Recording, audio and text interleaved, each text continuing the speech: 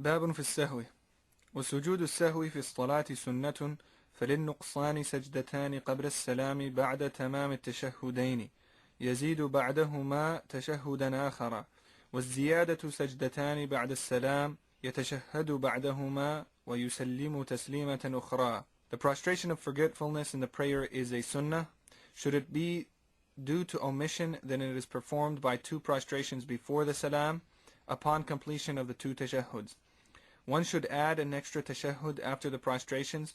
If the reason was addition, then two prostrations should be performed after the final salam, and again perform an additional tashahhud after the two prostrations, and then add an additional salam to exit the prayer. The prostration of forgetfulness in the prayer is a sunnah. So the hukum of the prostration of forgetfulness. If a person makes a mistake in the prayer out of forgetfulness and he has to address it, then he's going to either prostrate before the salam or after the salam. And that prostration is going to be twice. And the hukum of this prostration for making a mistake is that it is a sunnah. Should it be due to omission, meaning if he subtracts something from the prayer and that something is two or more sunnahs, two or more of the confirmed sunnahs, of the 8 confirmed sunnahs of the prayer, then it is performed by two prostrations before the salam upon the completion of the tashahhuds. If he realizes that he has subtracted 2 or more of the 8 confirmed sunnahs in the prayer, then he's going to prostrate twice before the salam. And he would do this once he's completed the tahiyyat, once he's completed the salat al-Ibrahimiyyah, once he's completed his dua. In the place where he would normally say the salam, now it's about time for him to say salam, then he prostrates twice, just like a normal prostration. And then after that, he would do another tashahhud, but he would only go up to the saying abduhu wa rasuluhu from the tahiyyat, and then he would say the salam. So for that reason, Imam al-Akhdari says one should add an extra tashahhud after the prostrations, meaning after the two prostrations of the sahu, you would do another tashahhud and then say your salam. If the reason was addition, then two prostrations should be performed after the salam. So if the person in his prayer mistakenly added an obligation, now this addition is an addition of an obligation, not of a sunnah. If he added an obligation, he prostrated 3 times instead of twice. He added a 5th rak'ah to dhuhr. He added 2 ruku's. He did a ruku' once, he did it twice, and this is all done out of a mistake. Then he would do a ba'di, 2 prostrations after the salam. So he would go through his prayer, he would continue on in his prayer, do the tahiyyat, do the salat al-Ibrahimiyyah, make his dua, then say the salam, and then prostrate twice. And then after those 2 prostrations, and again perform an additional tashahhud after the 2 prostrations. Do another tashahhud, and then say the salam. And then add an additional salam to exit the prayer. So if he added something, say somebody mistakenly added an extra sajda to his prayer. Instead of doing 2 sajdas, in one of the rak'ahs, he did 3 or he did 4. So now he has accidentally added an obligation to the prayer. So now he completes his prayer, and then after the prayer he prostrates twice, does another tashahhud, again only up to abduhu wa rasuluhu wa ashhadu anna Muhammadan abduhu wa rasuluhu, and then he would say the salam, and now his prayer is complete. ومن نقص وزاد سجد قبل السلام ومن نسي السجود القبلية حتى سلم سجد إن كان قريبا وإن طال أو خرج من المسجد بطل السجود وتبطل الصلاة معه إن كان على 3 سنن أو أكثر من ذلك وإلا فلا تبطل ومن نسي السجود البعدية سجده ولو بعد عام. Should one omit and commit, should one add something to the prayer and subtract in the prayer, in the same prayer, then 2 prostrations before the salam are in order. Should one forget the qabli and actually perform the salam, then he should perform the prostration if not too much time has elapsed. Should a reasonable amount of time elapse or he leave the mosque, then not only is the prostration of redress invalid, but the prayer is invalidated also in the case that 3 or more sunan were omitted. If they were less than 3, then the prayer is valid. Should one forget the post-salam prostration, they should redress it even after a year. So he began by discussing the qabli and when it should be prostrated, and the ba'di and when it should be prostrated. So then he mentions the case of when somebody adds and subtracts.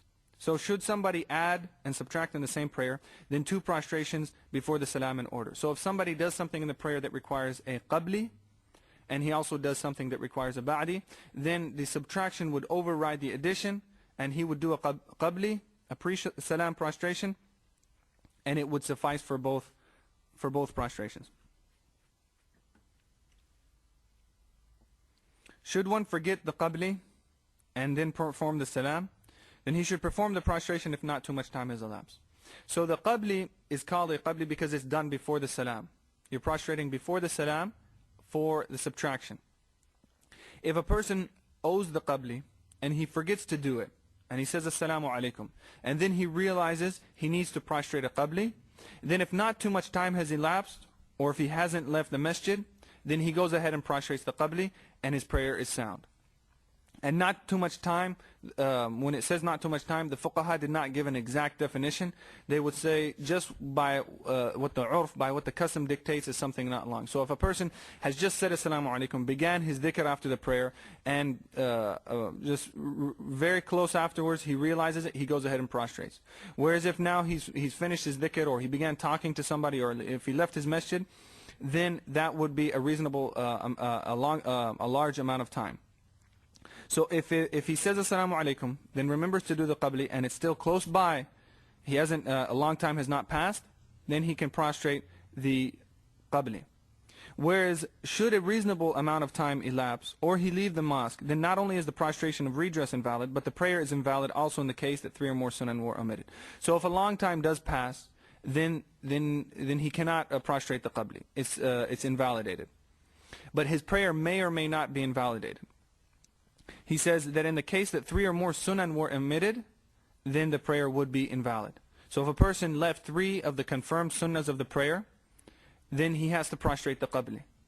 If he doesn't, and he leaves the prayer, then he forgets to prostrate it, and then a long time passes and he does not he has not prostrated the qabli, then the prayer, the sujood of qabli is invalid, and the prayer is invalid too because he missed 3 sunans of the prayer and he should have prostrated the qabli. If they were less than 3, meaning 2 sunnah, then the prayer is valid.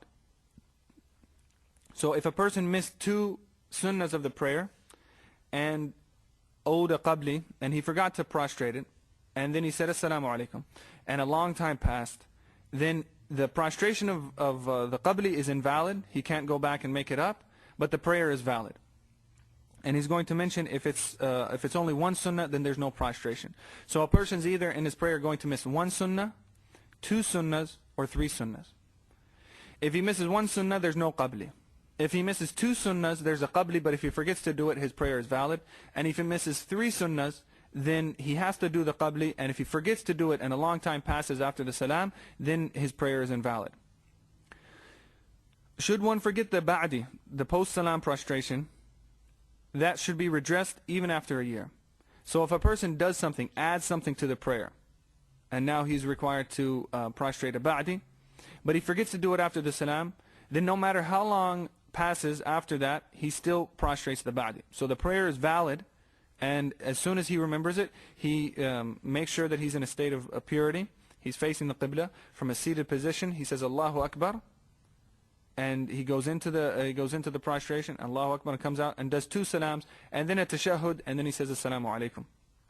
Even after a year, even after 5 years, if a person realizes now that they had prayed a prayer a year ago and they had added something to that prayer, and they need to do a ba'di, then they can do the ba'di right now. ومن نقص فريضة فلا يجزئه السجود عنها ومن نقص الفضائل فلا سجود عليه ولا يكون السجود القبلي إلا لترك سنتين فأكثر. Whoever omits an obligation in the prayer, it is not redressed by prostration. No prostration is necessary if any of the meritorious acts of the prayer were omitted. Moreover, one need only do a pre-salam prostration, a qabli, if he has omitted 2 or more sunnah. So in this chapter, he's talking about subtraction of something from the prayer. And when he says subtraction, he means specifically subtracting a confirmed sunnah from the prayer. Whereas the obligation, he says, whoever omits an obligation in the prayer is not redressed by prostration. So if somebody says, well, I can do a qabli for subtracting something to the prayer, I forgot to do one rak'ah, or I forgot to read, I forgot to do a sajda in my first, I forgot to do one of the prostrations in my first rak'ah, or I forgot to go into ruku' for my third rak'ah, I forgot an obligation, whatever it was, he cannot do a qabli. He has to redress that. And in the later on in this section, he'll discuss how a person fixes his prayer once he's forgotten an obligation. But missing an obligation cannot be addressed by the qabli. The qabli is only specifically for missing 2 or more sunnah. No prostration is necessary if any of the meritorious acts of the prayer were omitted. So we again, he's stressing that the qabli is only for missing a sunnah. If a person misses a fard, he says he doesn't prostrate it. And also if he misses a recommended act, one of the fada'il, one of the mandubat, then there's no prostration. So in the case of missing an obligation, if he prostrates the qabli, then his prayer is invalid because he has not addressed it properly.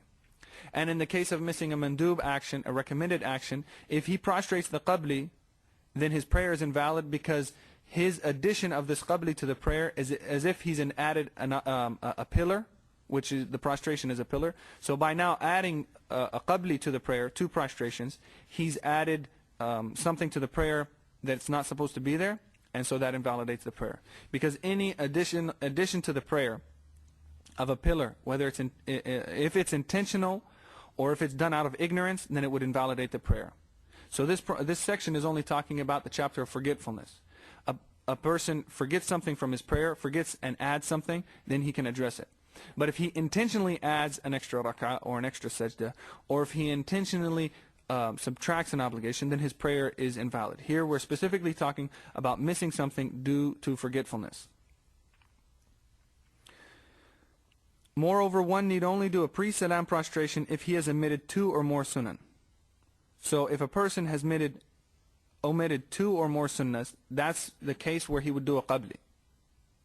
Whereas one sunnah, the author then mentions, وَأَمَّا السُّنَّةُ الْوَاحِدَةُ فَلَا سُجُودَ لَهَا إِلَّا السِّرَّ وَالْجَهْرَ فَمَنْ أَسَرَّ فِي الْجَهْرِ سَجَدَ قَبْلَ السَّلَامِ وَمَنْ جَهْرَ فِي السِّرِّ سَجَدَ بَعْدَ السَّلَامِ.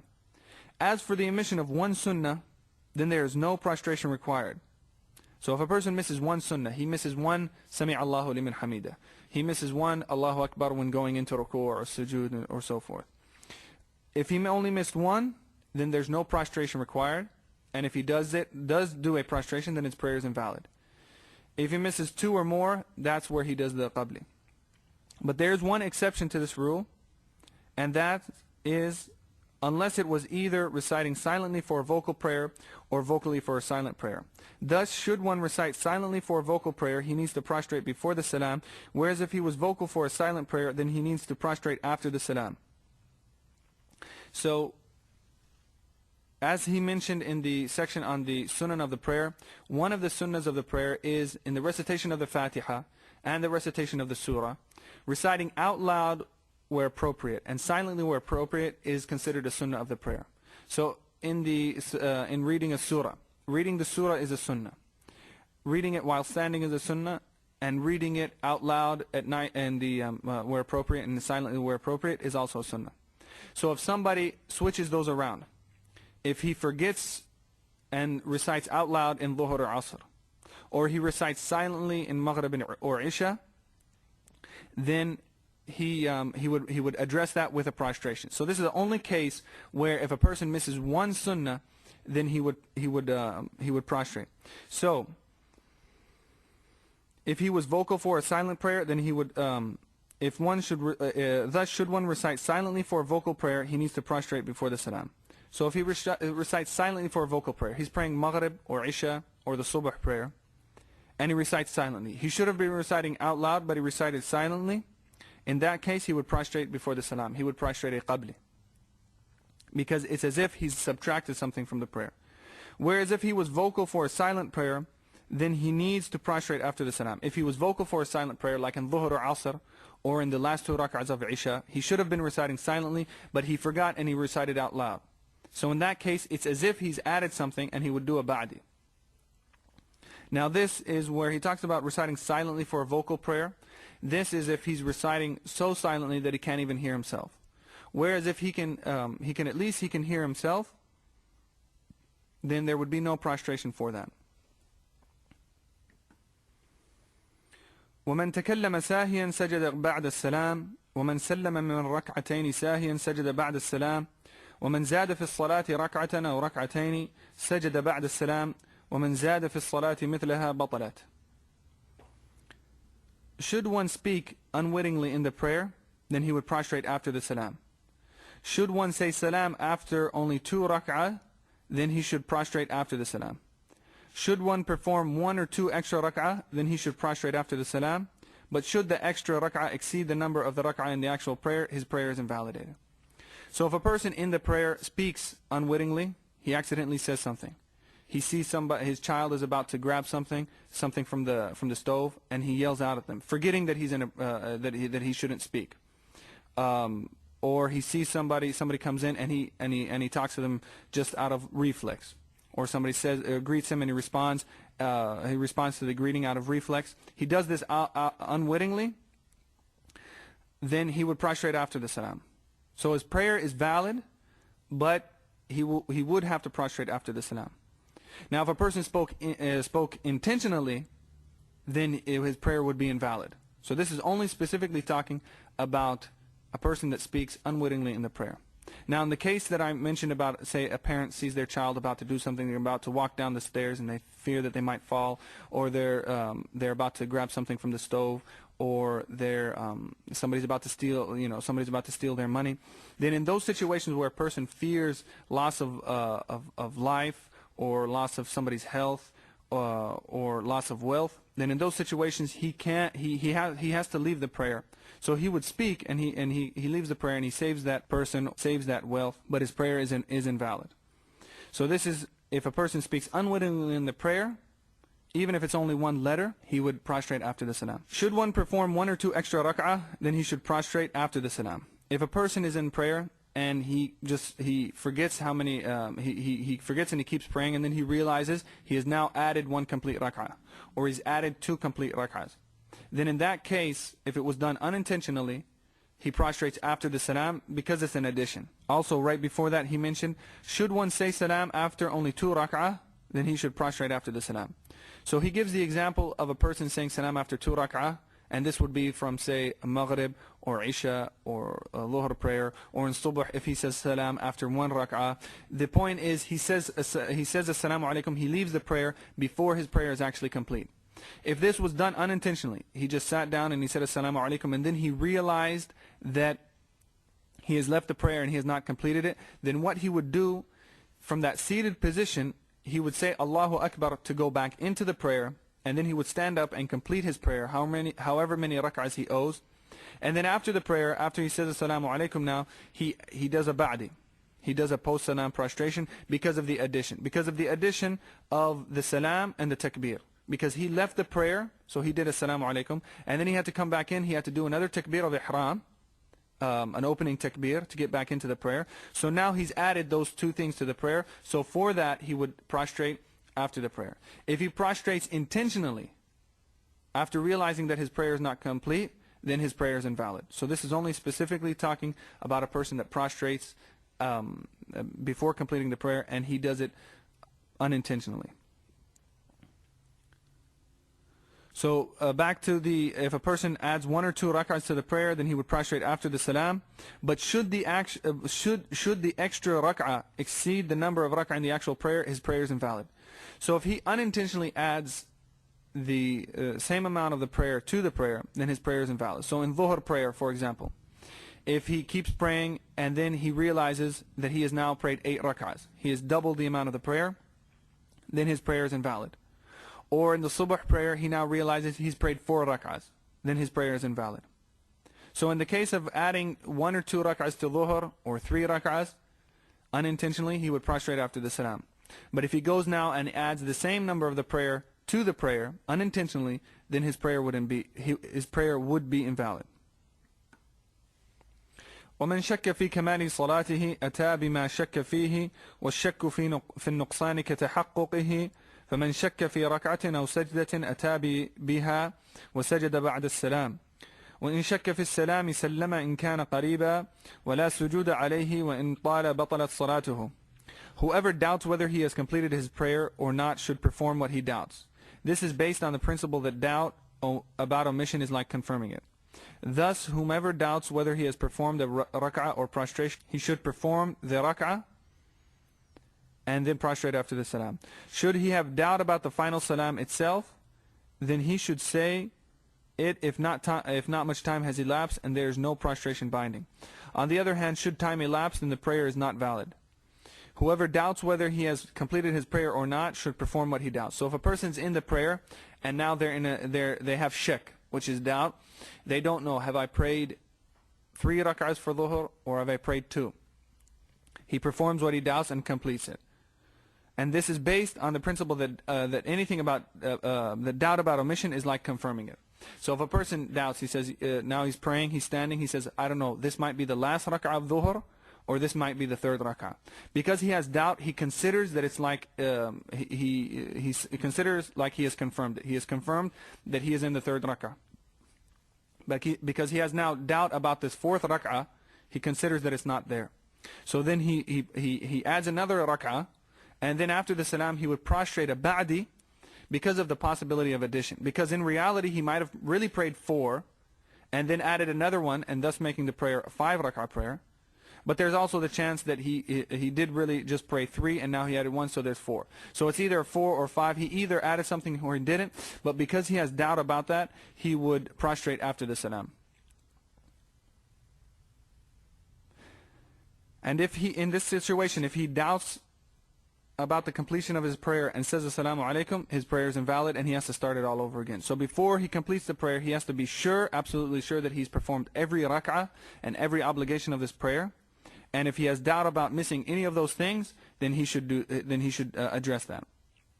Thus, whomever doubts whether he has performed the rak'ah or prostration should perform and then prostrate after the salam. So say a person is standing and he says, I don't know if I just did the rak'ah or not. So he would go ahead and do the rak'ah again, or do a rak'ah, to be sure that he actually performed it. Or say he's now prostrating and he says, I don't know, is this my first prostration or is this my second prostration? So he would do another prostration just to be sure that he got 2 prostrations, and then when he completes his prayer, he would do a ba'di because of the possibility of addition, and then prostrate after the salam in those situations.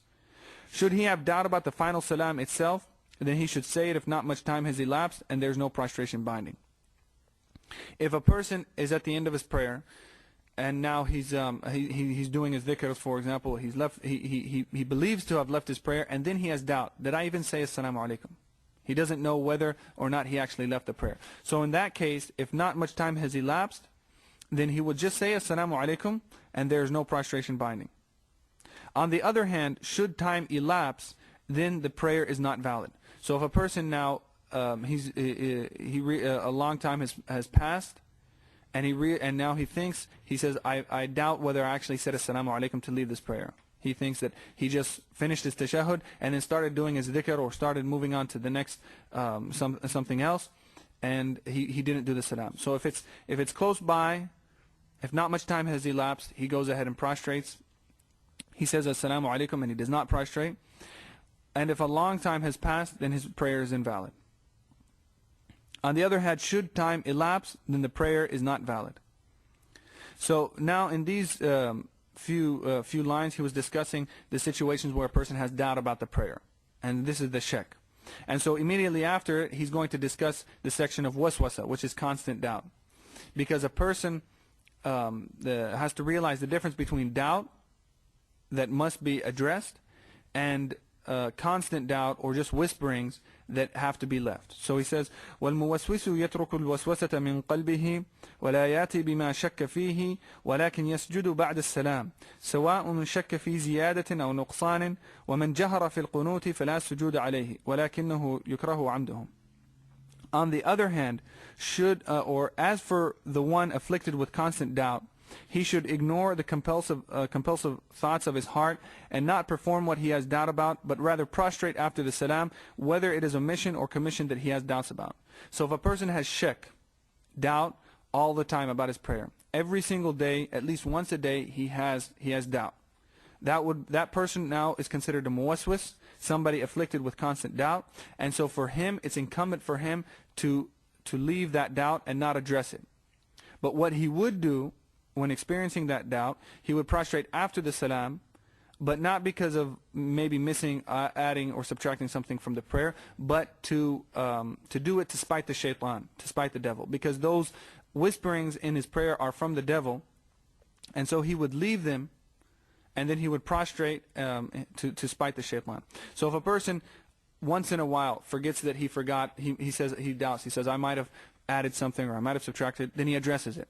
But if now this doubt is coming every day, and it's coming every single day consecutively, even if it's only once a day, this person has the hukum of the muwaswas, and he would leave that. It's incumbent upon him to leave it, and then he would do a ba'di. And he would do this post-salam prostration, whether it is omission or commission that he has doubts about, whether it's addition or subtraction that he has doubts about. So if a person, we said, if he subtracts something from the prayer, he does a qabli. And if he adds something to the prayer, he does a ba'di. So but a person with constant doubt, whether he has doubt about adding or subtracting, he would leave that doubt, he would leave addressing that, and he would just do a ba'di after the prayer, whether it was addition or subtraction that he had doubts about, because his prostration in reality is not for that possible mistake, that possible addition or subtraction. It's done to spite the shaitan. It's a type of medicine to get the shaitan away from him. So the best medicine is to actually is to never follow it up. If a person is experiencing constant doubt, whether it's in their wudu or their fasting, their purification, or their sawm, or their prayer, it's incumbent for them to leave that, and then they, in the situation of the prayer, they would prostrate a ba'di. And it's a very serious thing, and a lot of people that once they begin studying their deen and practicing it, the shaitan will come and do waswasa.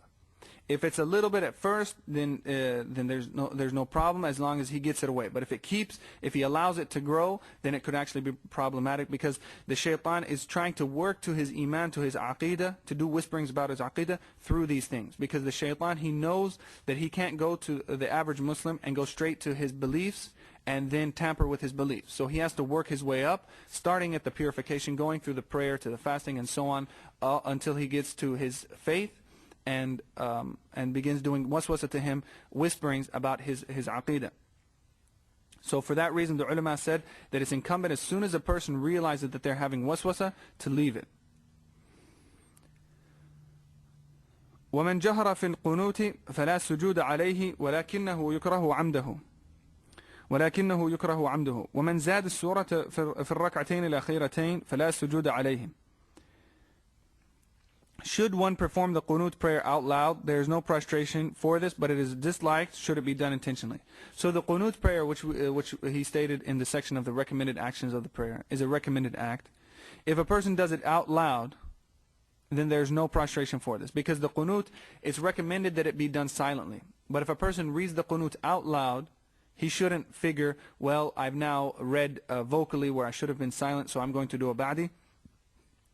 He's saying because that's a recommended action, he has now left a recommended action. There's no prostration for it, but it's makruh should it be done intentionally. So if a person intentionally reads the qunut prayer out loud, it's considered makruh, because it's recommended that it be done silently. Should one recite an extra surah in the third or fourth rak'ah, there's no prostration binding. So now also he's mentioning an example of an addition of a sunnah. So if a person in the third or the fourth rak'ah, it is not considered sunnah to recite a surah. The recitation of a surah being sunnah is only in the first or the second rak'ah. In the third or the fourth rak'ah, he would only recite Fatiha. But if he goes and he unintentionally recites a surah, and then he realizes, oh, I've now added something to my rak'ah, I have to prostrate a ba'di. He's saying, no, he does not prostrate a ba'di, because now he has added a sunnah to the prayer. So just like a person would not do a qabli, a pre-salam prostration, for subtracting a obligation, a person would also not do a ba'di, a post-salam prostration, for the addition of a sunnah. Because the qabli is for the subtraction of a sunnah, and the ba'di is for the addition of a pillar to the prayer, of an obligation. So if he adds a sunnah to the prayer, there's no prostration. ومن سمع ذكر سيدنا محمد صلى الله عليه وسلم وهو في الصلاة فصلى عليه فلا شيء عليه سواء كان ساهيا أو عامدا أو قائما أو جالسا.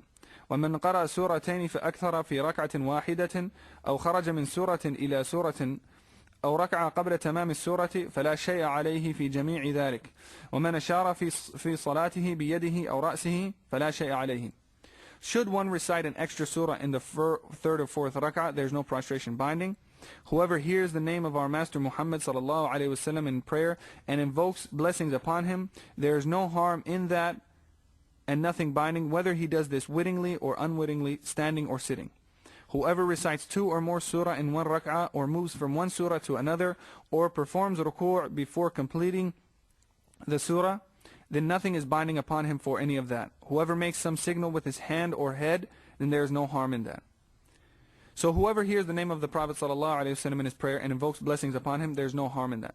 So if a person's in the prayer and somebody near him is mentioning the name of our Master Muhammad ﷺ, and he in the prayer says it, he says sallallahu alaihi wasallam, whatever position of the prayer he was in, and he says sallallahu alaihi wasallam, there's nothing binding for that. And he's mentioning this because somebody might think, well, that's not a part of the prayer, and so he's now added something, so he needs to address that. He's saying no. If he hears the name of the Prophet Muhammad sallallahu alaihi wasallam and invokes a blessing upon him, whether it was intentionally or unintentionally, whether it was standing or sitting, whatever the case was, there's no prostration for that. And the same goes also for other types of dhikr that are not specifically mentioned as part of the prayer, but if it's a dhikr, adding it would not be considered an addition to the prayer. So for example, if he in the ruku' he's doing tasbih and he says la ilaha illallah, or he says la ilaha illallah before the Fatiha or after, there's no addition, there's no he does not have to do a ba'di for that addition. Whoever recites 2 or more surah in one rak'ah, or moves from one surah to another, or performs ruku' before completing the surah, then there's nothing binding upon him for that. So if he says he recites 2 or more surah in one rak'ah, what he should do is only recite 1 complete surah in the rak'ah. If he recites more than 1 surah in one rak'ah, then then there's nothing binding for that. So a person wouldn't say, well, he's recited 2 surahs in one rak'ah, he's now added something, he owes a ba'di. He's saying no, if he adds an extra surah, there's nothing upon him for that.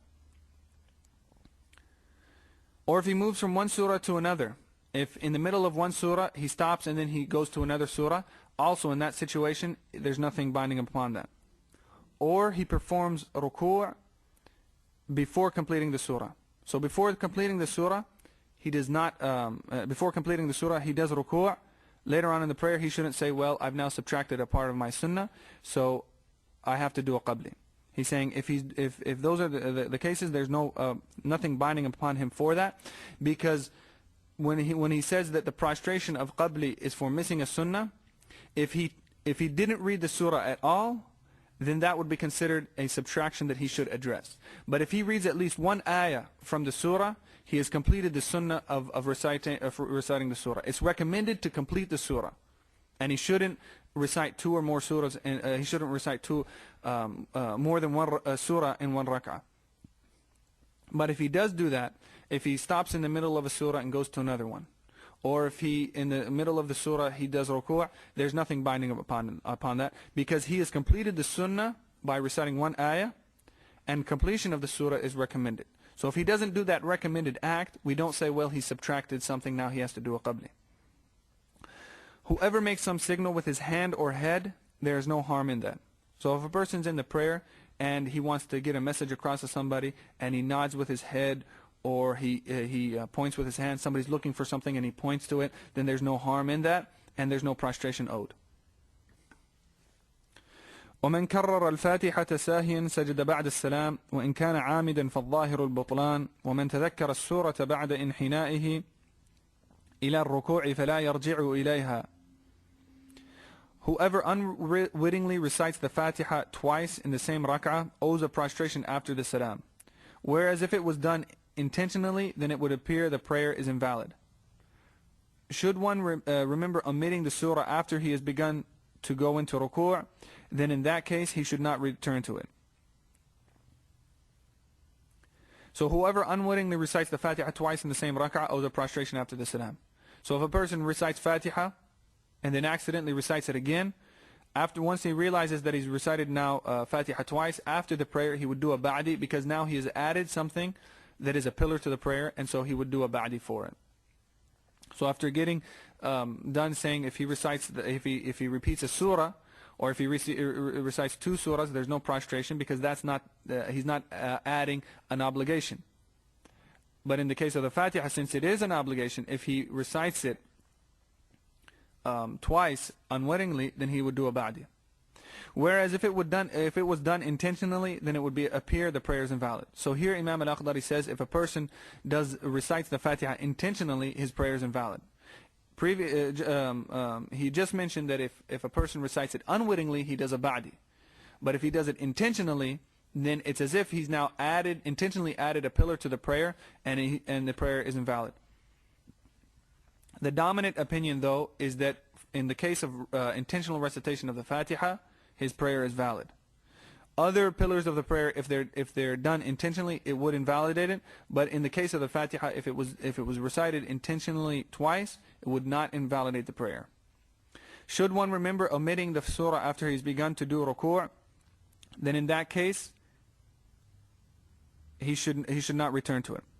So if a person reads Fatiha and then he forgets to read the surah, and now he goes into ruku', if he has now gone into ruku', and that's defined that the palms of his hands are now near his knees, even if they have not touched the knees, he is now in a state of ruku'.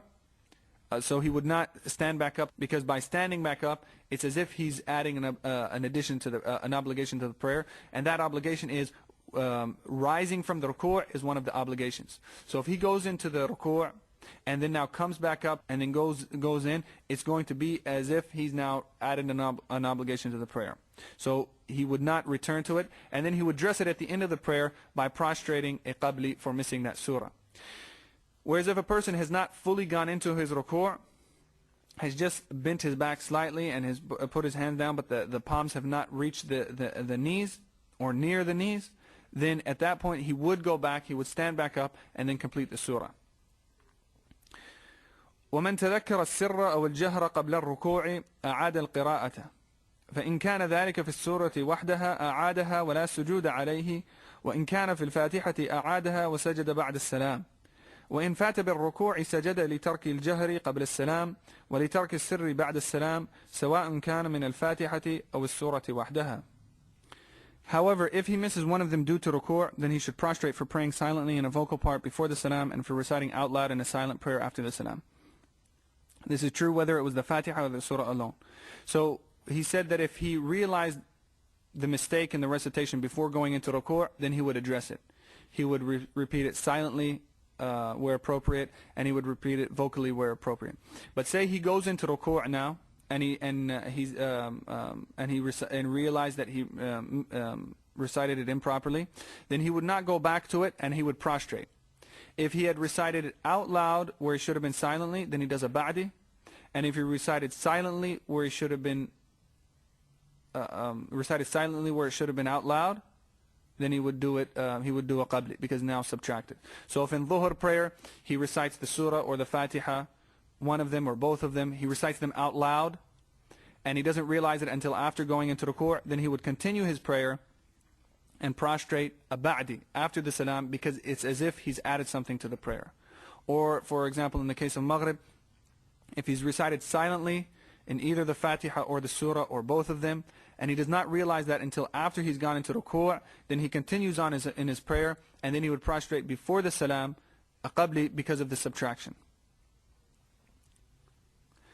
ومن ضحك في الصلاة بطلت سواء كان ساهيا أو عامدا ولا يضحك في صلاته إلا غافل متلاعب والمؤمن إذا قام للصلاة أعرض بقلبه عن كل ما سوى الله سبحانه وترك الدنيا وما فيها حتى يحضر بقلبه جلال الله سبحانه وعظمته ويرتعد قلبه وترهب نفسه من هيبة الله جل جلاله فهذه صلاة المتقين ولا شيء عليه في التبسم. Whoever laughs in prayer, whether it was intentional or unintentional, has invalidated his prayer. So if a person lets out a sound of laughter in his prayer, even if it's just a little bit, whether it was intentional or unintentional, or he was overwhelmed, somebody said something to him or did something, or a child is playing with his clothes, and then he starts laughing, or he sees his child do something, and he laughs and he lets out, he makes a sound, then that would invalidate his prayer, whether it was intentional or unintentional. And then Imam al-Akhdari says, in fact, nobody laughs in his prayer except a heedless fool. As for the believer, if he stands for prayer, his heart turns to be to him. Away from everything other than Allah, glory be to him. He abandons the world and what is in it to the degree that he is completely present with his heart before the majesty and magnification and exaltedness of Allah subhanahu wa ta'ala. His heart flutters with awe, and his soul is filled with awe-inspired reverence before the majestic position of his Lord, exalted is his majesty. This is the prayer of those who have fearful awareness. As for a smile, there is nothing owed for it. So that description that he gave is the prayer of the muttaqeen, and we ask Allah to make us from amongst them. And he's saying that if he mentioned this after mentioning the hukm about laughing in the prayer, so he's saying if a person realizes this and realizes the station of the prayer and is in the prayer, no matter what happens, he's not going to be affected, so he wouldn't laugh. So he's saying whether a person laughed intentionally or unintentionally or was overwhelmed, if he was in the state of having the prayer of those who have fearful awareness, the muttaqeen, the pious, then nobody would be able to make him laugh, or he wouldn't have the ability, the capability to laugh in his prayer. As for a smile, there's nothing owed for it. So he mentioned the laughing, which is there has to be a sound. Whereas if a person smiles in his prayer, somebody does something or says something or he thinks about something, and he smiles, then there's nothing owed for that. وبكاء الخاشع في الصلاة مغتفر ومن أنصت لمتحدث قليلا فلا شيء عليه ومن قام من ركعتين قبل الجلوس فإن تذكر قبل أن يفارق الأرض بيديه وركبتيه رجع إلى الجلوس ولا سجود عليه. The weeping of one in genuine humbleness is excused. There is nothing owed upon one who listens to someone talking for a moment. As for the one who rises from his prostration before he has actually sat, then should he remember it before both his knees or both his hands have left the ground, he should return to the sitting position and no prostration is owed. However, should he actually separate from the ground, then he should continue and not return to the sitting position, and a prostration before the salam is owed. Should he return after his knees and hands have left the ground, even if he returns from the standing position, whether intentionally or not, then his prayer is valid and he should do a prostration after the salam. وَبُكَاءُ الْخَاشِعِ فِي الصَّلَاةِ مُغْتَفَرٌ. If a person is weeping in the prayer, even if there's sound associated with it, it's excused. So he mentioned that if a person laughs in prayer, a sound is made by the person in laughter, then his prayer is invalid. Whereas if a person is weeping, and it's weeping done out of genuine humbleness, and it's buka, it's done with a sound, a person makes sounds while they're weeping in the prayer, then that does not harm the prayer. Whereas if it's not done out of genuine humbleness, he's thinking about a relative that died or something that he didn't get, and he starts to cry, and a sound is made, then his prayer is invalid. So it's only specifically talking about weeping if a sound is made and it's done out of genuine humbleness. And of course, if it's done out of genuine humbleness and there's no sound, there's only tears, then of course this is also excused. There's nothing owed upon one who listens to someone talking for a moment. So if a person's in their prayer and somebody's mentioning something around them, they're saying, oh, you know, so-and-so, he got better, he was sick, and so, or so-and-so who was traveling, he got back home and everything's fine, or he's talking about some important news or something, whatever it may be, and he listens into that for a minute, then there's no harm in that. As for the one who rises from his prostration before he has actually sat, then should he remember it before both his knees or his hands have left the ground, he should return to the sitting position and no prostration is owed. So this next paragraph is talking about a person that forgets to do the middle sitting. So if a person, the first tashahhud, after coming up from the prostration, he should sit down. After 2 rak'ahs of maghrib or dhuhr or isha or asr, he should sit down and do the middle sitting, the tashahhud. But say he forgets to do that, and from the prostration he begins to stand up. He's saying if his hands and his knees have not left the ground, then he should just sit back down and complete his tashahhud, and there's nothing owed upon him.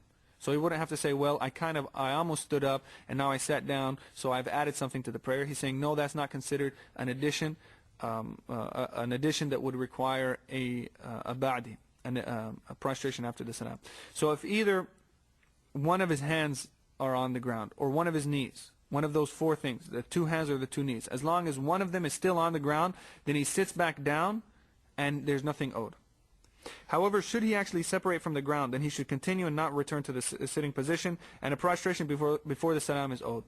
So now if both his hands and both his knees have left the ground, he should not return back to the sitting position, and then he stands up and completes his prayer, and then he would prostrate a qabli, a pre-salam prostration, because he has left that tashahhud, which is a sunnah. So by leaving that sunnah, he owes a qabli. Should he return after his knees and hands have left the ground, even if he returns from the standing position, whether intentionally or not, then his prayer is valid and he should do a prostration after the salam. So if he leaves both his hands and both his knees have left the ground, and now he's on his way to the standing position, or he's actually in the standing position now, and he realizes that he has not done the sitting, the tashahhud, and he sits back down, then his prayer is valid, even though he's now, it's as if he has added a standing. His prayer is valid, but he would do a prostration after the salam. He should not do that. He should not sit back down, but if he does it, the prayer is valid. So there's three situations. There's one where the knees, both knees and both hands, or even one of those four things are still touching the ground. Then in that case, he would sit back down, do the tashahhud, continue his prayer, and there's nothing owed, no prostration. If both his knees and both his hands have left the ground, then he continues standing, completes his prayer, and then he would do a qabli because of missing the tashahhud, which is a sunnah. If he has stood up or left the ground with both his hands and both his knees and gone back to the sitting position, his prayer is correct, but he would owe a ba'di, a post-salam prostration, because of addition.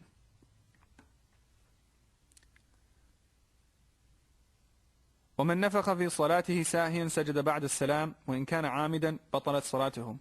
Whoever blows air in his prayer unwittingly, he should do a post-salam prostration after the salam.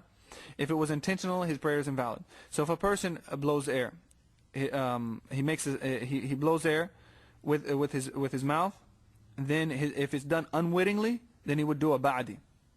If it was done intentionally, then his prayer is invalid, because it's as if he spoke in the prayer. Making a sound with the mouth, it's as if he's speaking. So even though he's just breathing, it's just kind of like a person breathes out of his mouth heavily, not normal breathing.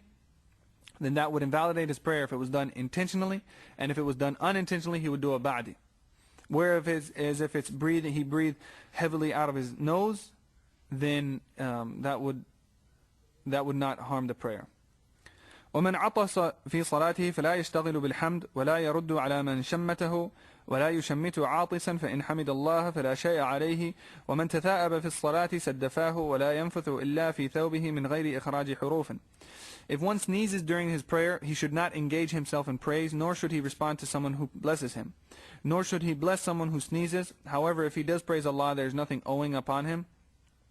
Whoever yawns in his prayer should cover his mouth, or should he spit, then only in his clothes without reciting any words while doing either. So if one sneezes during his prayer, then he should not engage himself in praise. Normally, if a person sneezes, it's recommended for him to say Alhamdulillah. And then if a person hears him, the person that hears him, it's wajib for them to say Yarhamukullah. And then it's recommended for him to respond by saying Yaghfirullahu lana wa lakum. But if he's in the prayer and he sneezes, then a person should not say Alhamdulillah. He should leave that. And nor should he respond to someone who blesses him. So if he does say Alhamdulillah, and somebody around him says Yarhamukullah, he should not respond to that. Nor should he bless someone who sneezes. Nor should he's in the prayer and somebody around him sneezes and says Alhamdulillah, and then he in the prayer says Yarhamukullah. However, if he does praise Allah, then there's nothing owing upon him. So there's three situations. Either the person praying says Alhamdulillah, the person praying responds to somebody else who said alhamdulillah, so he said yarhamukallah, or he said the person praying said alhamdulillah, somebody else said yarhamukallah, and then he responded by saying yaghfirullahu lana wa lakum. So in the first situation, if a person sneezes and says alhamdulillah, his prayer is correct. He says if he does praise Allah, there's nothing owing upon him. It's recommended for him to leave it in that situation, but if he does it, there's nothing owing upon him. Whereas if he sneezes and then somebody says yarhamukallah, and then he's in the prayer and he responds to that person by saying yaghfirullahu lana wa lakum, his prayer is invalid because it's as if he's addressed that person. Or he's in the prayer, he hears somebody outside of his prayer saying, sneezing and saying alhamdulillah, and then he says yarhamukallah. It's as if he's addressed him now, so it's as if he spoke to him, and that would invalidate his prayer because it's as if he intentionally spoke to him. Whoever yawns in prayer should cover his mouth. If a person yawns in prayer or outside of prayer also, for that matter, it's recommended that he covers his mouth, either with the bottom or the back of the right hand or the back of the left hand. Whereas the bottom of the left hand should not be used to cover the mouth when yawning, because the bottom of the left hand is using for cleaning najasa, and so it would not be used put near the mouth. Should he spit, then only in his clothes or cloth, without reciting any words while doing other. So if a person needs to clear his throat or get something out of his mouth, get the spittle out of his mouth, then he would do so only in either his clothes or a piece of cloth, or in his hands, and then wipe it on a piece of cloth or something. But he would do it without reciting any words. So when a person, usually when they spit, if they just spit normally, there's letters produced. If a person says tu, there's a ta and there's a fa. So that would invalidate the prayer if it was done intentionally. If it was done unintentionally, he would do a ba'di. So if a person needs to spit in the prayer, they would merely take a napkin, a tissue, and put it near the mouth and just wipe, just spit lightly into the napkin, but just getting the spit out of the mouth without blowing it out, without spitting it out. ومن شك في حدث أو نجاسة فتفكر في صلاته قليلا ثم تيقن الطهارة فلا شيء عليه. Whoever has doubts concerning impurities, najasa, and ponders this for a moment in his prayer, and then becomes assured of his purity, then nothing is has nothing binding upon him. So if a person's in the prayer and now he thinks for a while, he has doubts. Do I have najasa on my clothes or not? Did I clean that off? Or he thinks, did I do wudu or not? He does that for a moment, and then he becomes assured of his purity. There's nothing binding upon him for that. So in that case, he wouldn't say, well, during that instance of thinking that I had najas on my prayer, that my prayer became invalid, or I thought, for a few instances or for a minute that I did not have wudu, so my prayer is invalid. He's saying, no, if he becomes assured of his purity, then nothing is binding upon him. وَمَنْ الْتَفَتَ فِي الصَّلَاةِ ساهيا فلا شيء عليه وإن تعمد فهو مكروه وإن استدبر القبلة قطع الصلاة. Whoever glances around unwittingly has nothing binding upon him, whereas if he does that wittingly, then it is reprehensible only, it's disliked. If it is done to the extent of turning his back on the qibla, then he has broken his prayer. So if a person looks around in the prayer, he has nothing binding upon him. Turning his face away from the qibla and looking around, there's nothing upon him for that. Whether it was done, if it was done with a purpose, or if it was done unwittingly. Where if it was done intentionally and there's no purpose, then it is considered disliked. So to look around in the prayer is considered disliked unless there's a purpose. So if a person he's looking to see his belongings don't get stolen, he's checking them and he goes back to his prayer. Or he's making sure that his children aren't doing something that might harm them, and then he goes back to his prayer, then there's no harm in that, and he has not done something makruh. But if there's no purpose to looking around, then it's considered makruh. If it is done to the extent of turning his back on the qibla, then his prayer is broken. So if he turns around until now he has turned his back or his shoulder to the qibla, then he has broken his prayer, and this is one of the worst ways that a person can break his prayer, by turning his back on the qibla. ومن صلى بحرير أو بذهب أو سرق في الصلاة أو نظر محرما فهو عاص وصلاته صحيحة. Whoever prays in silk or gold, or steals while praying, or looks upon the prohibited, then he is rebellious, but the prayer is outwardly valid. So if a person, for a man, if he prays in silk, if he wears silk, or he prays upon a silk carpet, or he wears gold, or he steals while praying, or he looks upon the prohibited, he looks at something haram, he looks at a woman while he's praying, then he is rebellious, he's done something haram, but the prayer is valid. So here he's mentioning an important thing to remember in this section and in other sections, which is to differentiate between something that may be between prohibition and between validity. So something may be prohibited to do, but that action remains valid. So for example, it's prohibited for a man to wear silk or gold, and in the prayer it's even more prohibited. But if he does that, he has now done something haram, but his prayer is valid. Or if he steals, or if he looks upon the haram, by doing that thing he has done something haram, but his prayer is still considered valid. And there's other situations too, like in fasting, if a person he may lie, or he may backbite, or he may look at the haram things, he may cheat or steal. He's doing haram things within Ramadan, but his prayer, his fast is still valid. But a person should also remember that within the sanctuaries of Allah, whether it's time or place, the prohibited matters actually become worse. And there's more punishment associated with doing a prohibited act within those times or places, within the sacred times or places. So during Ramadan, doing an act of a wrong action is worse than outside of Ramadan. Doing it while in Mecca or Medina is worse than doing it in other places. Doing a wrong action while in prayer is worse than doing it outside of prayer. Even though in all situations a person would leave wrong actions, but when they're in sacred times or sacred places, then the punishment becomes worse, just as the reward for doing good actions in those times and in those places becomes increased. ومن غلط في القراءة بكلمة من غير القرآن سجد بعد السلام وإن كانت من القرآن فلا سجود عليه إلا أن يتغير اللفظ أو يفسد المعنى فيسجد بعد السلام.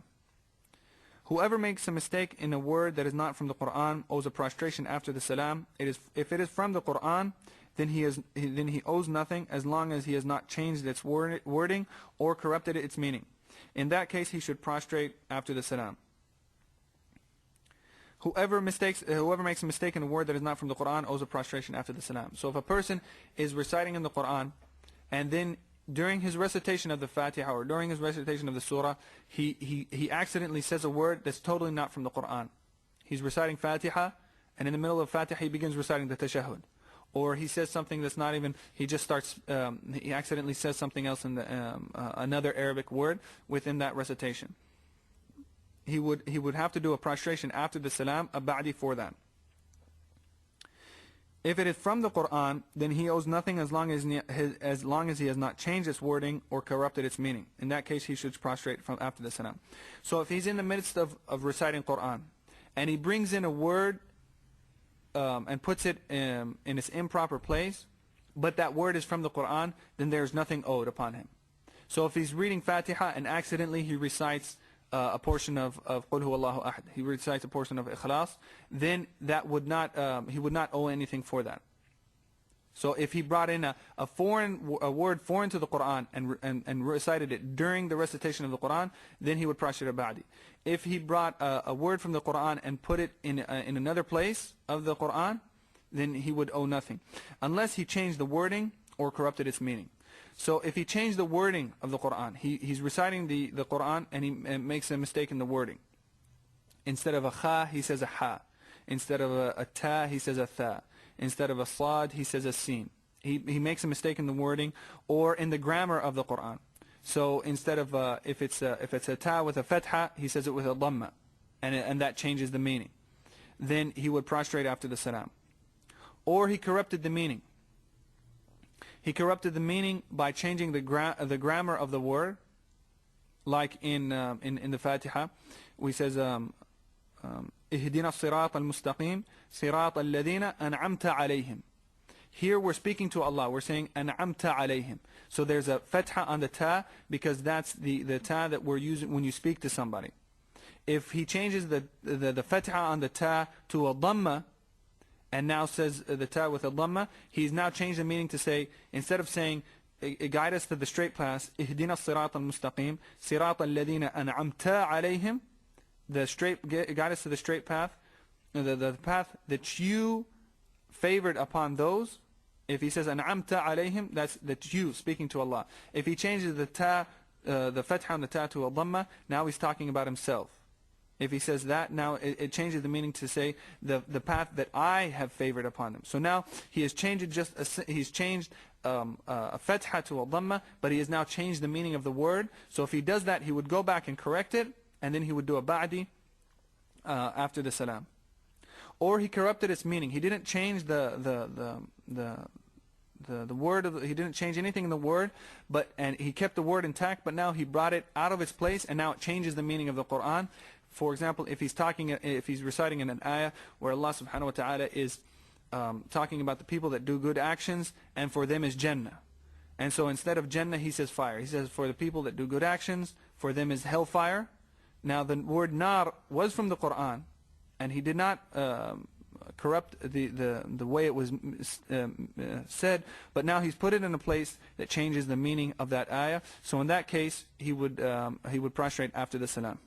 ومن نعس في الصلاة فلا سجود عليه وإن ثقل نومه أعاد الصلاة والوضوء وأنين المريض مغتفر والتنحنح للضرورة مغتفر وللإفهام منكر ولا تبطل الصلاة به. Whoever dozes off in prayer, there is nothing binding upon him. If the sleep is heavy, he must repeat the prayer and his wudu. The groans of a sick person are forgiven. Coughing out of necessity is forgiven. But if it is done for communication, it is disliked, and the prayer is not invalidated by it. So he says if a person dozes off in prayer, just kind of lightly nods off in his prayer, there's nothing binding upon him, as long as the sleep is not heavy. If the sleep is heavy, and the heavy sleep and the light sleep was discussed in the section on the things that break wudu, if the sleep was heavy, he must repeat the prayer and of course his wudu, because also his wudu is broken. The groans of a sick person are forgiven. If a person is sick and out of the pains of his sickness, he's making sounds, then those things are forgiven. Coughing out of necessity is forgiven. If a person has to cough out of necessity, then it's forgiven. But if it's done for communication, if you want to try to have somebody understand something, somebody's trying to come into the door and you cough to try to communicate with him, meaning come in the door, or if he's looking for something, or if he's looking for you and you cough to try to let him know that you're in prayer, to do the coughing for communication is makruh, is disliked, but if it's done, the prayer is still valid. ومن ناداه أحد فقال له سبحان الله كره وصحت صلاته.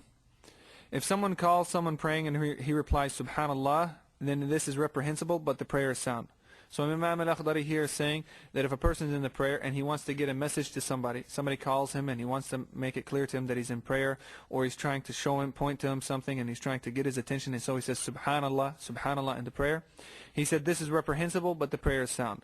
The dominant opinion is that it is not reprehensible for him to do that because of the hadith where the Prophet ﷺ said that if you're in the prayer and you need to have something, get a message across, then you say subhanallah.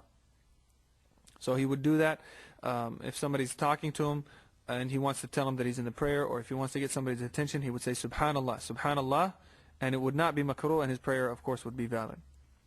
ومن وقف في القراءة ولم يفتح عليه أحد ترك تلك الآية وقرأ ما بعدها فإن تعذرت عليه ركع ولا ينظر مصحفا بين يديه إلا أن يكون في الفاتحة فلا بد من كمالها بمصحف أو غيره فإن ترك منها آية سجد قبل السلام وإن كان أكثر بطلت صلاته. Whoever hesitates in his recitation and no one interjects, then he should leave that particular verse and recite the following verse. Should he be unable to do that, then he should simply go into ruku' and he should not look to a copy of the Quran in his presence unless it is for the Fatiha, which is mandatory to complete through a copy of the Quran or some other means. Should he omit one verse from the Fatiha, then he needs to prostrate before the Salam. If more than a verse is omitted, then the prayer is invalid. So he says if whoever hesitates in his recitation and no one interjects, then he should leave that particular verse and recite the following verse. So if a person's praying and he's the imam, or he's praying and there's somebody next to him and he's reciting, and in the midst of the surah he draws a blank and he doesn't know what's next, and nobody interjects and helps him along, then he would leave that particular verse and then recite the following verse. Should he be unable to do that, then he should simply go into ruku'. So if he's reciting and then he's in the surah and he can't remember what's next, nobody interjects or there's nobody to interject, he should go to the ayah that's after it. If he can't even remember what the ayah that's after it, then he just goes into ruku' because he has completed the sunnah of the surah by reciting even one ayah, and then he would go into ruku'. And he should not look to a copy of the Quran in his presence unless it is for his Fatiha, which is mandatory to complete through a copy of the Quran or some other means. So if he's in the midst of a recitation and he draws a blank about the surah that he's reciting, he should not take out the mushaf that's in his pocket or near him in his presence, grabs a mushaf from the table and opens it to complete the surah. It would be considered makruh for him to do that, disliked. Unless it was the Fatiha. Unless he forgot an ayah from the Fatiha, he would have to take a mushaf and read from the mushaf to complete the Fatiha, because it is mandatory for a person to complete the Fatiha in the prayer. So if a person has not memorized Fatiha, or he has memorized it but now he forgot something, then in his case he would have to have it written on a piece of paper that he takes out to read, or he has a book with it written on it and he reads it. Because it's mandatory to complete it through reciting it from a copy of the Quran or some other means. If a person doesn't have the ability to recite the Fatiha because he's a new Muslim and he hasn't memorized the Fatiha yet, then he has to complete it either by looking at a piece of paper or some other means, such as praying behind an imam that has memorized the Fatiha. So when a person becomes Muslim, until he memorizes the Fatiha, what he should be doing is find somebody and pray behind him. Because the person praying behind the imam, it's not an obligation for him to recite the Fatiha. So he would pray behind him until he memorizes the Fatiha, or he would have it on a piece of paper and he can read it from the piece of paper until he memorizes it. Should he omit one verse from it, meaning from the Fatiha, then he needs to prostrate before the salam. So he's saying here that if a person is in the midst of recitation of the Fatiha and forgets to recite one of the ayahs forgettingly, then he would prostrate before the salam, he would do a qabli. If more than one verse is omitted, then his prayer is invalid. This is the opinion that Imam al-Akhdari is mentioning here. The dominant opinion, though, is that whether he misses one verse or more than one verse, he would prostrate a qabli for that. But he would continue his prayer, prostrate the qabli, and then repeat, and then after he says salam, repeat that prayer again. And the reason he would do that is because the dominant opinion is that you have to recite the entire Fatiha in all the rak'ahs of the prayer. So by missing even one ayah or a portion of the Fatiha, he has not completed that obligation. But there is an opinion that he can if it's one ayah, he can prostrate the qabli. So because there is that opinion that he can prostrate the qabli, he completes this prayer on that opinion. And then once he's done, to be following the dominant opinion, the stronger opinion, he repeats the prayer totally. ومن فتح على غير إمامه بطلت صلاته ولا يفتح على إمامه إلا ينتظر الفتح أو يفسد المعنى. Whoever corrects while praying a reciter other than his imam has invalidated his prayer. Moreover, one should not interrupt his imam unless he waits for someone to do so, or he corrupts the meaning of a verse. If a person is praying and there's somebody praying next to him in another prayer, or somebody reciting Quran, and the person reciting the Quran makes a mistake, and the person praying now corrects him, that would invalidate his prayer because it's as if he's addressing him. If it was his imam, then that's permissible under certain conditions, and it would not harm his prayer. But if a person praying recites the recitation of somebody other than his imam, whether it's another prayer or just a person reciting Quran, it would invalidate his prayer. Moreover, one should not interrupt his imam unless he waits for someone to do so, or he corrupts the meaning of a verse. And so if a person is praying behind the imam, and the imam pauses because he doesn't know what's next on the ayah, he forgets, he's trying to remember, or he corrupts the meaning of a verse, then somebody behind him should correct him or remind him should interject, but he should only do so after the imam signals to somebody by saying subhanallah, or he signals with his hand that he needs someone to interject, or he waits a long time, or he makes a mistake in the verse. So at that case, the person then would interject, correct the corrupt meaning immediately, or interject and remind him after a pause, or after being signaled to. So what he's saying is that a person should not immediately jump to correcting his imam. If he's praying behind the imam and he pauses for a second, he shouldn't just be waiting just to correct the imam and jump. He should give the imam a few moments to remember, and then he would correct. But if he had corrupted the meaning and he's going on and he's not going back to fix the meaning, he would immediately fix it.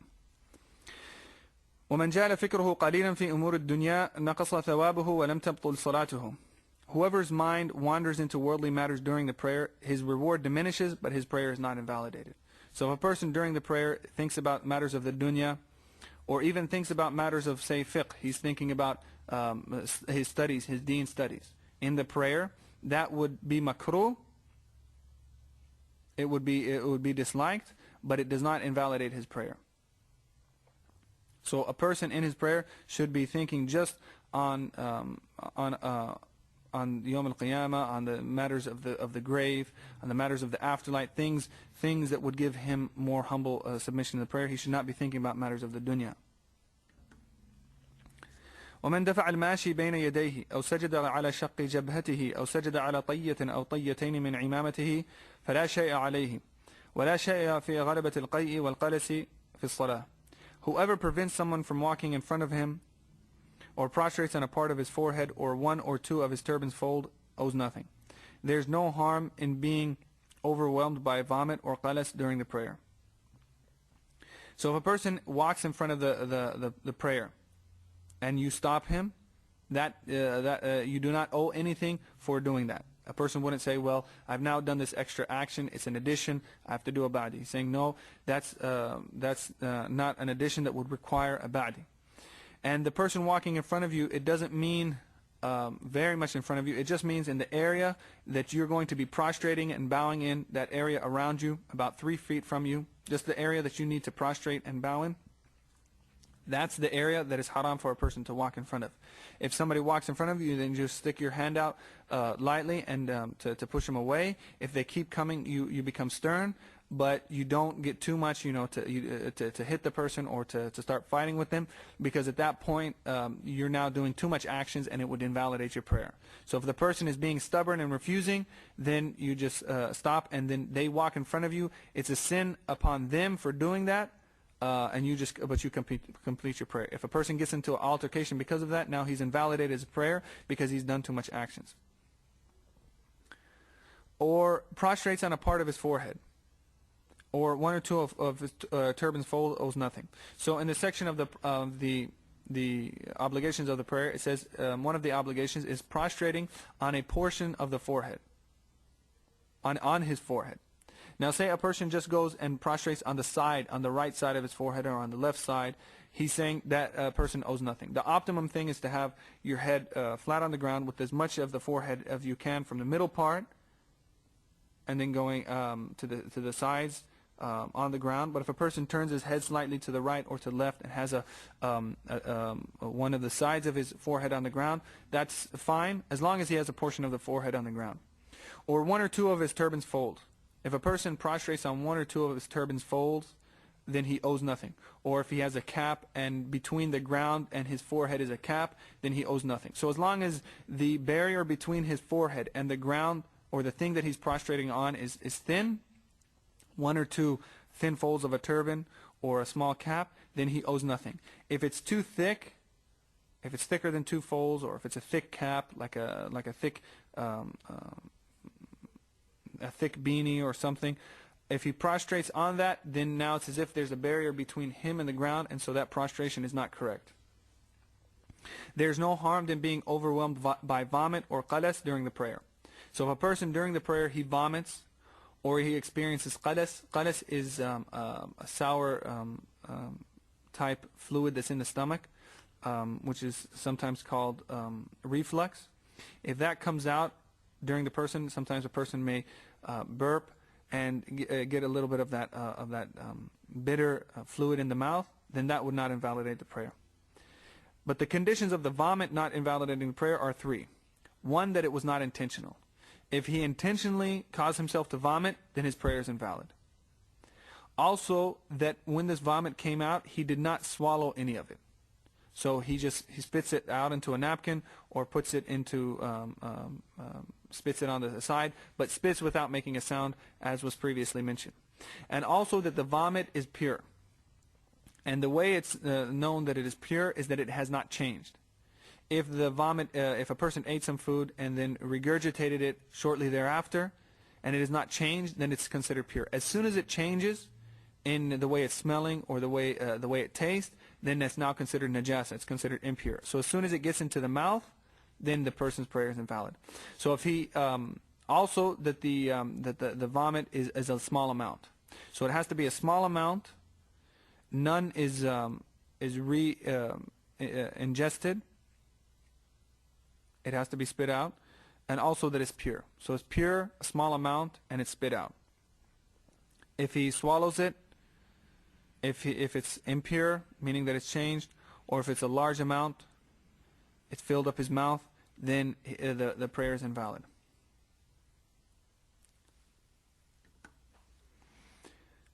Now, if the vomit has not come all the way up to the mouth, the person feels it kind of in his throat, and then automatically he gets a reflex and he swallows it down, that's not considered ingesting the vomit again, because it has to get to a point where he can spit it out. If it gets to a point where he has the ability to spit it out and then he swallows it again, that invalidates his prayer. But if it doesn't get to that point, it's still kind of in his throat, and then automatically a reflex comes and he swallows it, then there's nothing upon him for that.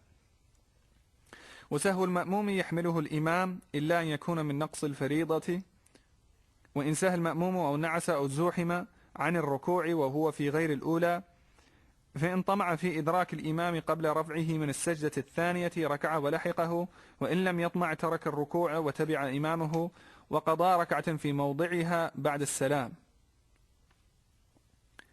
If a follower, that which the one being led is borne by the imam, as long as it is not a missed obligation. So as long as a person is praying behind an imam, any mistakes he makes, any additions or subtractions to the prayer, he does not have to address them, because that's carried by his imam, and then also his imam too would not have to address him. So if a person's in the prayer and he adds accidentally, he does 3 prostrations instead of 2, because he's praying behind the imam carries that for him. Unless it is missed obligation, unless he prostrates 1 prostration instead of 2, or he doesn't do ruku'. He can't say, well, my mistakes are borne by the imam, are carried by the imam, so I don't have to do anything. If it's a missed obligation, then he has to address that. The only other situation where, also in the situation of missing the Fatiha, even though the Fatiha is normally an obligation, for the one following the imam, it is not an obligation for him to recite the Fatiha. So if a person's behind the imam and he forgets to recite the Fatiha, or he just doesn't recite the Fatiha, there's nothing upon him, because the recitation of the Fatiha for the follower is not an obligation. If a follower forgets, slumbers, or is unable to bow due to being crowded by others in other than the first rak'ah, and believes that he can catch up with the imam before he comes out of the second prostration, then he should perform his bowing and then join him. If he does not think he can do that, then he should abandon the bowing and simply go to the imam's current position and redress the rak'ah that he missed after the imam finishes the final salam. So in this situation, before going into it line by line, a person would just have to understand the situation. A person, when he comes late to a prayer, he has his first rak'ah, and it may or may not be the imam's first rak'ah. So if you catch the entire prayer with the imam, your first rak'ah, to be able to say that you've caught this rak'ah with the imam, you have to get into ruku' before he starts coming out of it. So if a person comes late to the prayer, if it's his first rak'ah, if it's the latecomer's first rak'ah, whether or not it's the imam's first rak'ah, for him to catch this rak'ah, he has to have his palms near the knees. He has to be in ruku' before the imam starts coming up. So say for example, if a person comes late to Dhuhr prayer and the imam's in the third rak'ah. This is the imam's third rak'ah, but it's the follower's first rak'ah. So in that he has to be in ruku' before the imam begins coming out of ruku'. So if he misses that, then he's missed that rak'ah. In other than that first rak'ah, for the person that caught the entire prayer, after that first rak'ah, he can still catch that rak'ah with the imam even if he doesn't get into ruku' before the imam starts coming up. Or if the person, say for example the latecomer, he comes on the third rak'ah of the imam's dhuhr prayer. So this is the latecomer's first rak'ah. He has to be in ruku' before the imam starts rising from the ruku' to consider himself, to consider that he has got this rak'ah. Now once he goes to his own second rak'ah, regardless of which position the imam is in, once it's his second rak'ah with the imam, for him to catch this rak'ah, he can even catch it even if the imam has come out of bowing and he has not yet gone into bowing. So that's why he says, if a follower forgets, slumbers, or is unable to bow due to being crowded by others in other than the first rak'ah, meaning in other than the follower's first rak'ah, and believes he can catch up with the imam before he comes out of the second prostration, then he should perform the bowing and then join him. So if you're in other than your first rak'ah with the imam, and for whatever reason you don't catch the ruku' with the imam, you forget, a person's thinking about something else and then realize, oh, the imam's in ruku', or he slumbers, or he's crowded out of that of the ruku', but he believes that he can catch up to the imam before he comes out of the second prostration, then he should perform his bowing and then join him. So if a person, say he's standing and he's thinking about something else, and then he looks at the imam and he looks at the rest of the people praying, and he realizes now that he's gone into ruku', come out of ruku', and now he's going to the prostration. If he thinks this follower that missed that ruku' with the imam thinks that he can do his ruku', come out of it, and catch up to the imam before the imam comes out of his second prostration, then he would do all those things and then catch up to him. If he does not think he can do that, then he should abandon the bowing and simply go to the imam's current position and redress that rak'ah after the imam says the salam. So if he knows that now it's too late, he knows that if he tries to do the ruku' and come out, he's not going to catch up to the imam before the imam comes out of the second sajda. So then he stops, he does not try to do that, and then he goes to wherever the imam is and completes the prayer with the imam. But once the imam says assalamu alaikum, he stands up and performs another rak'ah to replace that rak'ah. وإن سهى عن السجود أو زوحم أو نعس حتى قام الإمام إلى ركعة أخرى سجد إن طمع في إدراك الإمام قبل عقد الركوع، وإلا تركه وتبع الإمام وقضى ركعة أخرى أيضا. وحيث قضى الركعة فلا سجود عليه إلا أن يكون شاكا في الركوع أو السجود. Likewise, should he forget, doze off, or be crowded out of performing a prostration, and the imam has already stood up for another rak'ah, yet he feels he can perform the prostration before the imam bows, then he should prostrate. If he does not think that that is possible, he should leave it and follow the imam and make up the missed rak'ah after the salam of the imam. In the case of making up a rak'ah, there is no prostration of forgetfulness owed, unless there is doubt about his bowing or prostration. So in the previous paragraph, he was talking about a person that is not that does not catch the ruku' with the imam and now wants to do the ruku' and then catch up to where he is. So if it's not the ruku' that he missed, rather it's the prostration, it also has specific hukums. So if he forgets, dozes off, or is crowded out of performing a prostration, he's thinking about something else, and then he realizes the imam has now performed the prostration, has now gone on to the next aspect of the prayer.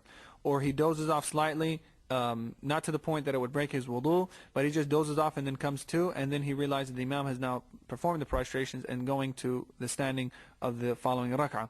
Or he's crowded out. Sometimes in masjids where there's a lot of people, and this happens a lot especially in Hajj or Umrah, when the masjids are very crowded, and you can't, everybody's going into prostration and there's no place for you to prostrate. Some of the ignorant people will actually prostrate on the backs of other people. And that's a mistake, because you would have to wait until there's a space, even though the imam and the congregation has now gone to the standing position. If you think that you can prostrate those prostrations and catch up to the imam, then you would do so. So that's why he says, or if he's crowded out of performing a prostration and the imam has already stood up for another rak'ah, yet he feels he can perform the prostration before the imam bows, then he should prostrate. So if you're crowded out, or if you forget to do prostrations with the imam, and now the imam is standing up, if you feel that you can do both of these prostrations and then catch up to the imam before he goes in to the ruku' of that following rak'ah, then you would do so and then catch up to him. If he does not think that is possible, meaning he does not think he has enough time to do both prostrations properly and then catch up to the imam before he bows, he should leave those prostrations and follow the imam and then make up a missed rak'ah after the salam of the imam. So he would just skip those prostrations, follow the imam, and then continue on the prayer, and then at the end of the prayer he would make up another rak'ah to replace that rak'ah where he had the missing prostrations. In the case of making up a rak'ah, there's no prostration of forgetfulness owed unless there is doubt about bowing or prostration. So when he stands up to make up that extra rak'ah, or make up because of not being able to perform the prostration or not being able to perform the ruku' with the imam, then he makes it up, but there's no prostration owed. And the reason he's mentioning this is because a person might say, well, I've now added something to the prayer, I have to do a ba'di. He's saying, knowing in this situation, even though you have added something, there's no prostration owed unless you had doubt about the bowing or prostration. And what that means is that if a person say he thought he could catch up to the imam after he missed the ruku' or he missed the sajda, and he thought he could catch up to the imam, so he does what's upon him and then he catches up to the imam. But when he catches up to the imam, he has doubt. He says, you know what, I don't know if I got to the imam before he came out of the second sajda. Like in the case of missing the ruku'. He missed the bowing with the imam, and now the imam is in prostration. So he thinks that he can do this ruku' and catch up to the imam before the imam raises his head from the second sajda. But he does all that, and when he gets to the imam, now he has doubt. He says, I don't know if I caught up to the imam before he raised his head. So in his case, he would add another rak'ah to this prayer, and then he would prostrate after the salam because of the possibility of addition. ومن جاءته عقرب أو حية فقتلها فلا شيء عليه إلا يطول فعله أو يستدبر القبلة فإنه يقطع. Should a scorpion or snake come to someone praying and he kills it out of fear of harm, then there is no fault on him nor anything owing, unless it preoccupies him for considerable time, or he turns his back to the qibla. In such a case, he would break his prayer. So if somebody during the prayer, something comes, a snake or a scorpion or a harmful spider comes to him and he kills it, then there's no fault upon him, unless it preoccupies him for considerable time. He grabs a stick and now he's trying to hit it and it takes considerable time, or he's doing a lot of action, then it would break his prayer. Or in the process of killing the snake or the scorpion, he turns his back on the qibla. In that case, he would break, his prayer would be broken. ومن شك هل هو في الوتر أو في ثانية الشفع جعلها ثانية الشفع وسجد بعد السلام ثم أوتر. ومن تكلم بين الشفع والوتر ساهيا فلا شيء عليه وإن كان عامدا كره ولا شيء عليه. Whoever doubts whether he is in the odd witr prayer or the second rak'ah of his even prayer, shafa', then he should consider it his second rak'ah of his even prayer and do a prostration after the salam and then perform the odd prayer. If a person is in the witr prayer, he doubts whether he's in the witr or the shafa' prayer. The shafa' and the witr are done after isha and before the dawn. It's a person would do 2 rak'ah nafila, the shafa', and then the 1 rak'ah of sunnah, and they would be both done together. But if a person is standing and he doesn't know if he's in the witr, which is 1 rak'ah, or he's in the second rak'ah of his shafa' prayer, then he considers it the second rak'ah of the shafa' prayer, and then say assalamu alaikum and then do a prostration, and then he would perform the odd prayer. He would do the witr. As for the one who unwittingly speaks between the even and the odd prayer, he owes nothing. However, should he do that intentionally, while he owes nothing, it is nonetheless disliked.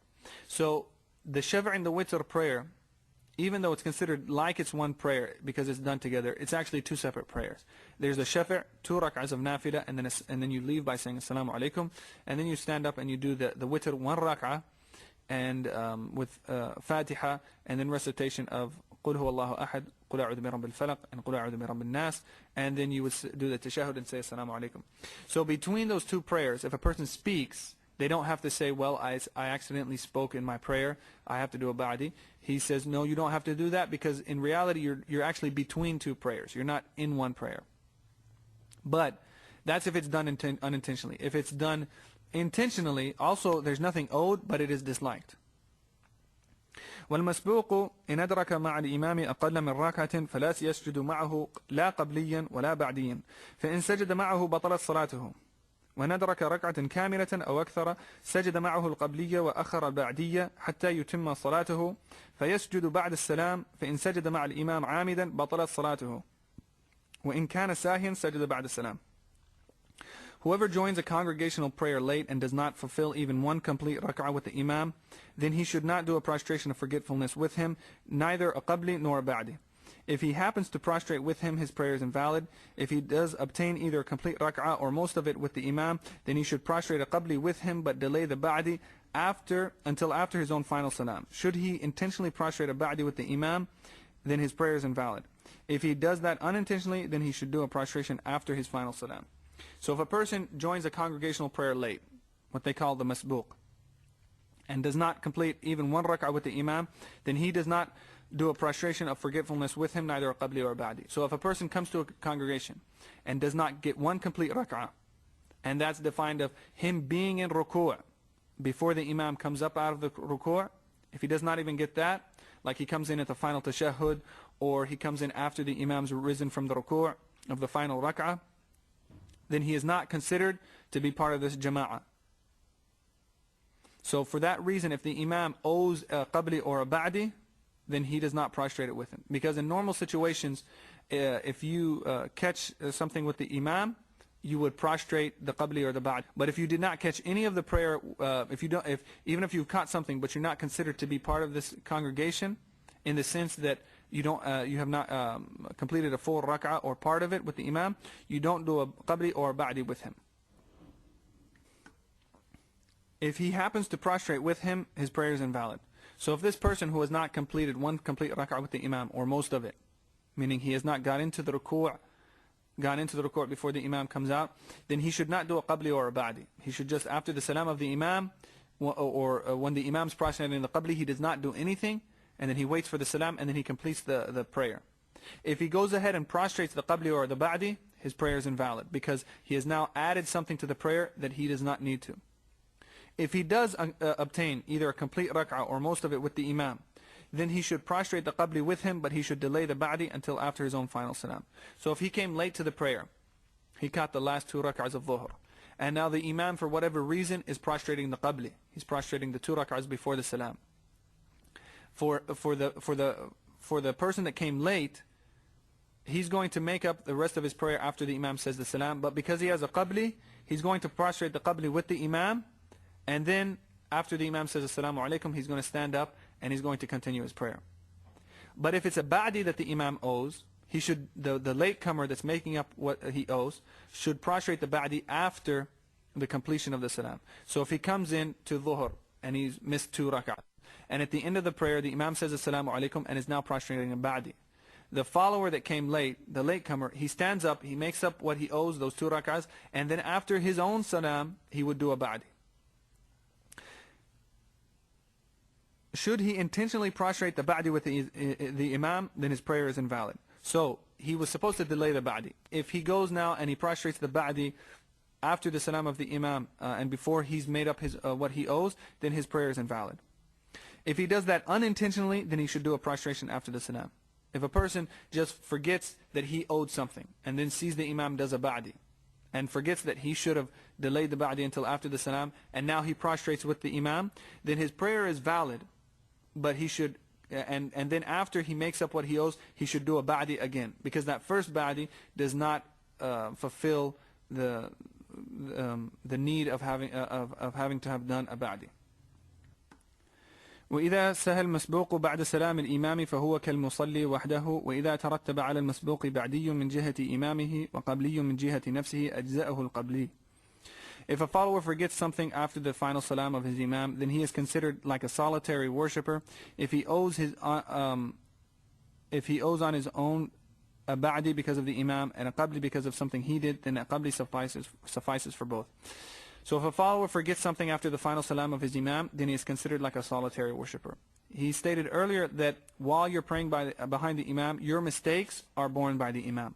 But once the imam says assalamu alaikum, and you as a latecomer are standing up now to make up something that you missed, or redressing a rak'ah that was deficient, now while you're standing up, even though you got the reward of being as part of this congregation, you're now like a solitary worship. So any mistakes that you do, you have to address. Whereas when you were praying behind the imam, any mistakes that you did, with certain exceptions, any mistakes that you did would be borne by the imam. If he owes on his own a ba'di because of his imam, and a qabli because of something he did, then a qabli suffices for both of them. So if a latecomer comes to the prayer, and his imam did something that required a ba'di, and he as a late prayer is not prostrating the ba'di with the imam, but is waiting until he completes his prayer, and then after his own prayer he's going to do the ba'di. But while making up those missed rak'ahs, he does something that requires a qabli. So now he did something that requires a qabli, and the imam did something that requires a ba'di. Then for that person, the latecomer, a qabli suffices for both. ومن نسي الركوع وتذكره في السجود رجع قائما ويستحب له أن يعيد شيئا من القراءة ثم يركع ويسجد بعد السلام. Whoever forgets to bow and remembers it in prostration, then he should return to the standing position and preferably repeat something from his recitation and then bow and prostrate for forgetfulness after the salam. So if a person forgets to go into ruku' from standing position after recitation of Fatiha or the surah, instead of going into ruku', he immediately goes into prostration. He immediately goes into sajda. And while he's in sajda, he remembers that he forgot to do the ruku'. Then for him, he returns to the standing position. He doesn't go from the sajda to the ruku'.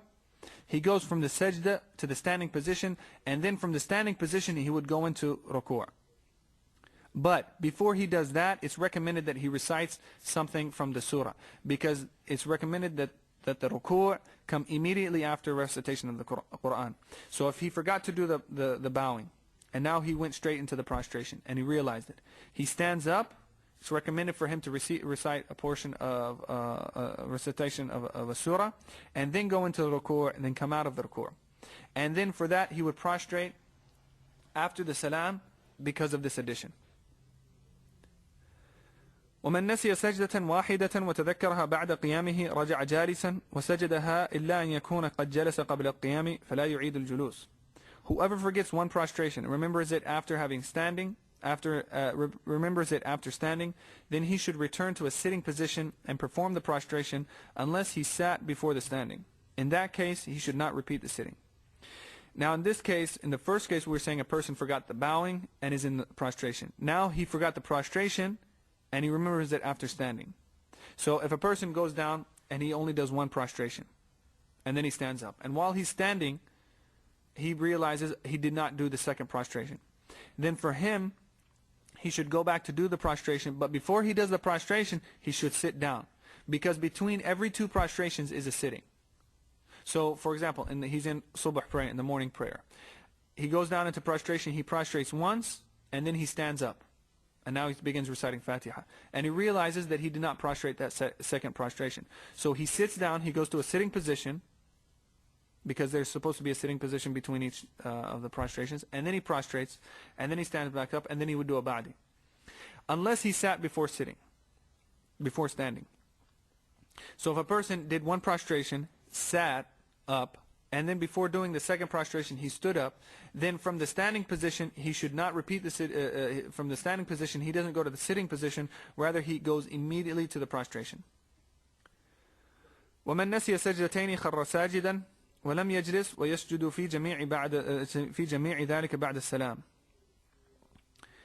Whoever forgets two prostrations should immediately prostrate and not sit before it, and he should do the prostration of forgetfulness for all of that after the salam. So if a person, he goes from after reciting the Quran, he goes into ruku', and then comes out, and then he goes down to the prostration, but instead of prostrating, he doesn't do any prostrations, he just sits, and then he stands up. And then he realizes that he didn't even do any prostration.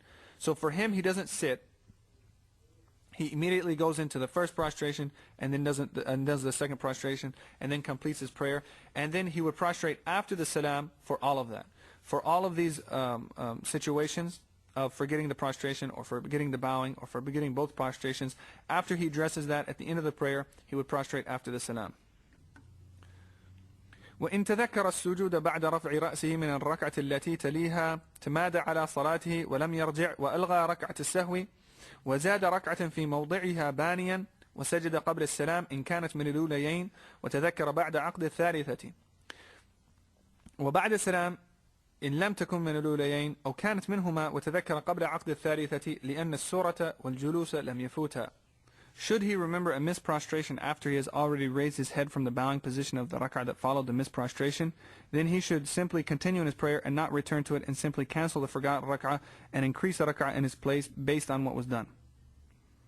So if a person missed the prostration and now between the missed prostration and where he is a complete rak'ah, then he continues on in the prayer. So for example, we said if he misses the prostration of rak'ah number 1 and he realizes it before he raises his head from the bowing of rak'ah number 2, then he could immediately go into the prostration and then come back up and continue on his prayer. And then he would add an extra rak'ah and we'd prostrate after the salam, as was discussed in the previous section. But say now he remembers he's in rak'ah number 3 of dhuhr prayer and he realized that he missed a prostration from rak'ah number 1, then he's going to cancel out rak'ah number 1 and add a 5th rak'ah to the prayer, building upon what was done, meaning he's not going to recite a surah, and then he's going to prostrate. And he says building on what was done or based on what was done, because in this last rak'ah, in this added rak'ah, he would not say, well, I'm performing this last rak'ah because I cancelled out rak'ah number 1 or 2. And rak'ah number 1 or 2 had a surah, so I'm going to read a surah in this 5th rak'ah. He says, no, you perform it without a surah. So if he forgot the prostration and he realized it later in the prayer, and now he's too far ahead of it to make it up, meaning he's raised his head from the bowing that's after it, then he continues on his prayer, he cancels out that rak'ah, and then he adds a rak'ah at the end. And he would either do a qabli or a ba'di.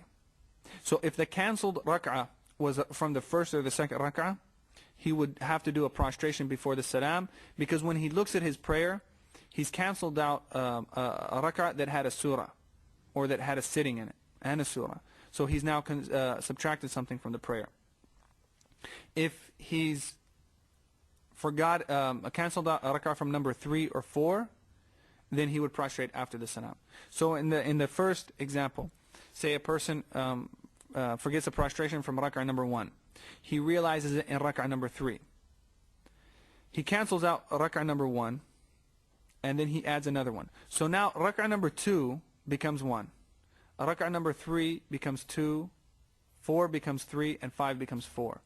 Now when you look at the prayer, because rak'ah number 3 became 2, in rak'ah number 3 there was no recitation of a surah, and there was no sitting. So by it becoming 2, there's a missing of a surah and a sitting. And so for that reason, he would prostrate the qabli. If he remembered it in rak'ah number 3 or 4, if he cancelled out rak'ah number 3 or 4, by him adding something, he's not missing anything. Because this 5th rak'ah looks the exact same as rak'ah number 3 or 4, because there's no surah in it. So he would do a ba'di because of the addition. So for that reason he says, he would perform the prostration before the salam if it is one of the first 2 rak'ahs, which is remembered after the 3rd rak'ah is performed.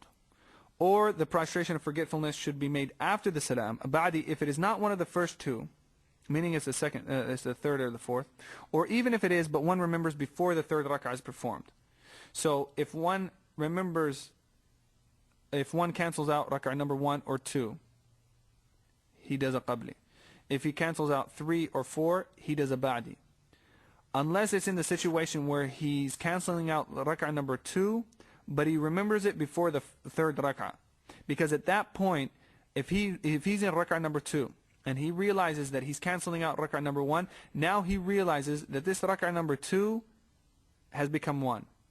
And then rak'ah number 3 has become 2. So while he's in rak'ah number 3, he's remembered that he missed something from number 1, and so 2 became 1, and there's no sunnah missed because the surah was recited in rak'ah number 2, and now it became 1. And now he's standing in rak'ah number 3, and he realizes that it has become rak'ah number 2, and so he's going to recite a surah, and then he's going to do a sitting, and then he's going to do another rak'ah, which is the 3rd rak'ah. In reality it's the 4th rak'ah, but it's what we're considering the 3rd rak'ah.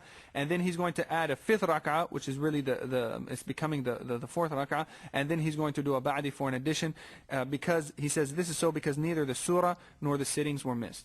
So in that situation where he realized the mistake in the 1st or the 2nd rak'ah, and he remembered it before he went into ruku' of the 3rd rak'ah, he's able to make this 3rd rak'ah a complete 2nd rak'ah. Meaning he's going to recite the surah and he's going to do a sitting. So the surah or the sittings were not lost. So for that reason, he would do a ba'di because of only the addition. وَمَنْ سَلَّمَ شَاكًا فِي كَمَالِ صَلَاتِهِ بَطَلَتْ صَلَاتُهُ. If someone gives the final salam while having doubts about the completion of his prayer, this nullifies his prayer. So if a person doubts whether his prayer is complete, he doesn't know, did I perform 3 or 4 in dhuhr, he has to address that and add another rak'ah and then do a ba'di. If he says assalamu alaikum while still having doubts about the completion of his prayer, then his prayer is invalid, even if after that he realizes that his prayer in fact was complete. So if he has doubt, shak about the completion of the prayer, and then he says assalamu alaikum, and then afterwards he realizes, oh, actually my prayer was complete, his prayer is still invalid because at the time of saying salam he was in doubt about the completion of the prayer. وَالسَّهُوْ فِي صَلَاةِ الْقَضَاءِ كَالسَّهْوِ فِي صَلَاةِ الْأَدَاءِ. The rules of redressing mistakes, the rules of sahu, applying to prayers being made up, the prayers qada, are the same as those applying to prayers performed in their respective times. So whether a person is praying the prayers in their regular times or they're making them up, the rules regarding addressing the mistakes are the same. والسهو في النافلة كالسهو في الفريضة إلا في 6 مسائل: الفاتحة والسورة والسر والجهر وزيادة ركعة ونسيان بعض الأركان إن طال. The rules of redressing mistakes in supererogatory prayers, nafila prayers, are the same as those in obligatory prayers, the fard, with the exception of 6 instances: the Fatiha, the Surah, the silent recitation, the vocal recitation, and adding an extra rak'ah, and forgetting some of the obligations, and a long time passes. And he's going to describe each one of these. فمن نسي الفاتحة في النافلة وتذكر بعد الركوع تمادى وسجد قبل السلام بخلاف الفريضة فإنه يلغي تلك الركعة ويزيد أخرى ويتمادى ويكون سجوده كما ذكرنا في تارك السجود. As for the one who forgets the Fatiha and remembers after the bowing, he should continue and prostrate before the salam, which differs from the ruling in an obligatory prayer, in which case he would void the rak'ah altogether and do another in its stead and continue on with his prayer. Its prostration would be the same as the one who omits a regular prostration. So he says if a person forgets to recite the Fatiha in the prayer, and he remembers it after bowing, then he should continue on his prayer and prostrate before the salam, because now he has subtracted something, which differs from the ruling in an obligatory prayer, in which case he would void the rak'ah altogether and do another instead and continue on with the prayer. So he's saying that a person, if he forgets to recite the Fatiha in a nafila prayer, at the end of the prayer he does a qabli and his prayer is sound. And this differs from the obligatory prayer, because we know that the missing the Fatiha in the obligatory prayer, if it's not addressed, would invalidate the prayer. So he says in the obligatory prayer he would void that rak'ah where he missed the Fatiha, whereas in the fard he would this ruling is in contrast to obligatory prayer, where if he were to forget the Fatiha, he's saying here that he would void the rak'ah altogether and then do another in its stead. If he forgot the Fatiha in the fard prayer from rak'ah number 1, for example, he would void it and then add another rak'ah, and he would continue on with the prayer, and his prostration would be the same as the one who omits the regular prostration. So in the situation where, in the previous section where he was talking about a person that misses the prostration and doesn't realize it, he would add an additional rak'ah and then prostrate a qabli if it was from rak'ah number 1 or 2, a ba'di if it was from 2 or 3, or a ba'di if it was from 2 but he remembered it before going into rak'ah number 3. So he's saying here that if a person forgets the Fatiha in a fard prayer, he would cancel out that rak'ah, add another rak'ah at the end, and then either prostrate a qabli or a ba'di depending on where the cancel rak'ah was. A qabli for rak'ah number 1 or 2, a ba'di for number 3 or 4, or a ba'di from number 2 if it was remembered before going into the ruku' of number 3. ومن نسي السورة أو الجهر والسر في النافلة وتذكر بعد الركوع تمادى ولا سجود عليه بخلاف الفريضة. Whoever forgets to recite a surah or recite out loud or silently in a supererogatory prayer, a nafilah, should continue on in his prayer and there's no prostration binding in contrast to an obligatory prayer. So he's saying if a person forgets one of those three things in the nafilah, there is no prostration binding upon him, meaning there's no qabli in missing a surah, or no qabli in reciting silently where he should be out loud, or no ba'di where he's reciting out loud where he should be silent. In contrast to the obligatory prayer, in which case he would do a qabli for missing a surah, he would do a qabli for not reciting out loud where appropriate, and he would do a ba'di for not reciting silently where appropriate. ومن قام إلى ثالثة في النافلة فإن تذكر قبل عقد الركوع رجع وسجد بعد السلام وإن عقد الثالثة تمادى وزاد الرابعة وسجد قبل السلام بخلاف الفريضة فإنه يرجع متى ما ذكر ويسجد بعد السلام. Whoever stands for a third rak'ah and remembers before the bowing should return to the sitting position and do a prostration after the salam. But if he has completed the third rak'ah, then he should continue on and perform a fourth rak'ah and prostrate before the salam. Again, in contrast to an obligatory prayer, in which case he would return whenever he remembered and performs a prostration after the salam. So, according to the Maliki scholars, a nafilah prayer is 2 rak'ahs, not anymore. But if a person stands for a third rak'ah in a nafilah prayer and remembers before bowing, then he should return, sit back down to the sitting position, say assalamu alaikum, and then do a ba'di for that addition of standing. But if he has completed the third rak'ah, meaning now he's praying 2 rak'ah nafilah, but he stood up for a third rak'ah, forgetting, and then he goes into ruku', and that's what he means by completed the third rak'ah, meaning that he has gone into the third rak'ah, then he should continue on with that rak'ah, and then perform a fourth rak'ah, and then prostrate before the salam. And the reason he would prostrate before the salam is because now they're considering this 4 rak'ah nafilah prayer to actually be two rak'ah nafilas. So because of that, he has forgot, it's as if he's forgot the taslim of leaving the first prayer and the takbir of going into the second prayer. So it's as if he subtracted something. So because he has subtracted that taslim from the first 2 rak'ahs and the takbir from for the next section, he would do a qabli.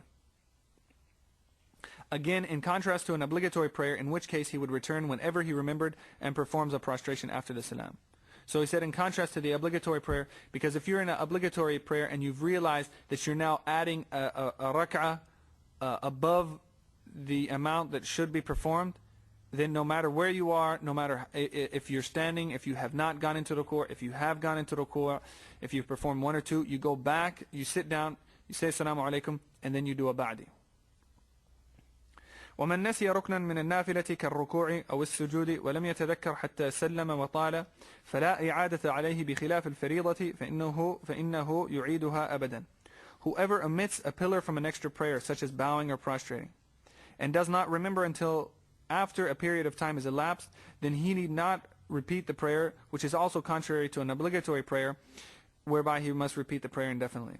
So if a person omits unwittingly a pillar of the prayer, like the ruku', the bowing, or the prostration, and he does not remember that until after he said assalamu alaikum, and now a long time has passed, then that prayer is invalid. It's not considered complete, but he doesn't have to repeat it because he was not careless in performing the prayer. Whereas if a person intentionally left something from the nafilah prayer and then he let a long time go by without addressing it, he would have to repeat it. But if he did it unintentionally, he said assalamu alaikum and a long time passed, or he left the masjid, then the prayer is invalid, but he does not have to repeat it.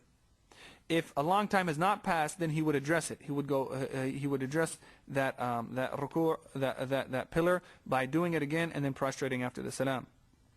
And this is also in contrast to a fard prayer, whereby he must repeat it indefinitely. If a person's performed a fard prayer and he forgot a pillar like the bowing or the prostration, and then he says assalamu alaikum, and then a long time passes or he leaves the masjid, that prayer is invalid and he has to repeat it because an obligatory prayer has to be done. ومن قطع النافلة عامدا أو ترك منها ركعة أو سجدة عامدا أعادها أبدا ومن تنهد في صلاته فلا شيء عليه إلا أن ينطق بحرف. Whoever leaves a nafila intentionally or omits from it a rak'ah or a prostration intentionally must repeat it indefinitely. Whoever sighs in his prayer owes nothing unless a letter is pronounced. In that case, it is similar to speech. It's intentional invalidates the prayer, and it's unintentional requires a prostration after the salam. So if a person leaves it nafila intentionally, he goes into the prayer and he cuts it off intentionally, he has no reason to cut it off, or he omits from it a rak'ah or prostration intentionally, he must repeat it indefinitely. Because according to Imam Malik, if a person goes into a nafila, it's wajib upon him to complete it.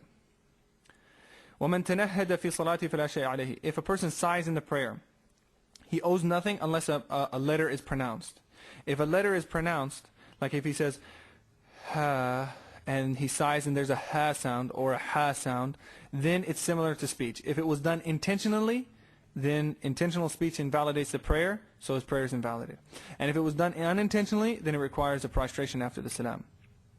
وإذا سهى الإمام بنقص أو زيادة سبح به المأموم وإذا قام إمامك من ركعتين فسبح به فإن فارق الأرض فاتبعه وإن جلس في الأولى أو في الثالثة فقم ولا تجلس معه وإن سجد واحدة وترك الثانية فسبح به ولا تقم معه إلا أن تخاف عقد ركوعه فاتبعه ولا تجلس بعد ذلك معه لا في الثانية ولا في رابعة فإذا سلم فزد ركعة أخرى بدلا من الركعة التي ألغيتها بانيا وتسجد قبل السلام فإن كنتم جماعة فالأفضل لكم أن تقدموا واحدا يتم بكم. If an imam forgetfully adds or subtracts something from a prayer, then the follower should say Subhanallah. And this is whether it's a man or a woman. So according to the Maliki madhab, for both a man or a woman, if they need to mention something to the imam, they would say Subhanallah.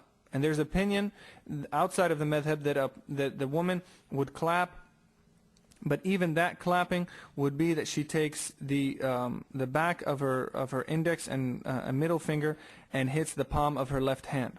So it's not a loud clapping. But according to the Malikis, both a man or a woman would say Subhanallah.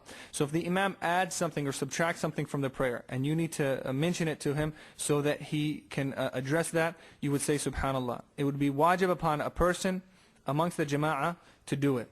If a person realizes the mistake of the imam and does not say Subhanallah, then the person's prayer, the person who forgot to or did not say Subhanallah, his prayer is invalid. If your imam stands after 2 rak'ahs without sitting, then say Subhanallah, and if he continues standing, then follow him.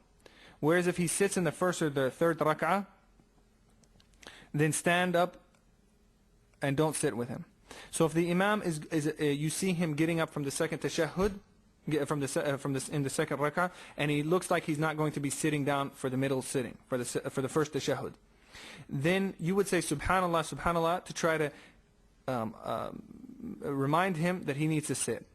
If he now begins standing and he's left with both hands and both knees and now he's continuing on standing, then leave saying Subhanallah and follow the imam, because he's left a sunnah, and you don't have to by leaving the middle sitting, it does not for the imam, since he did it unintentionally, you would follow him, and it's not an obligation, so he would merely prostrate a qabli.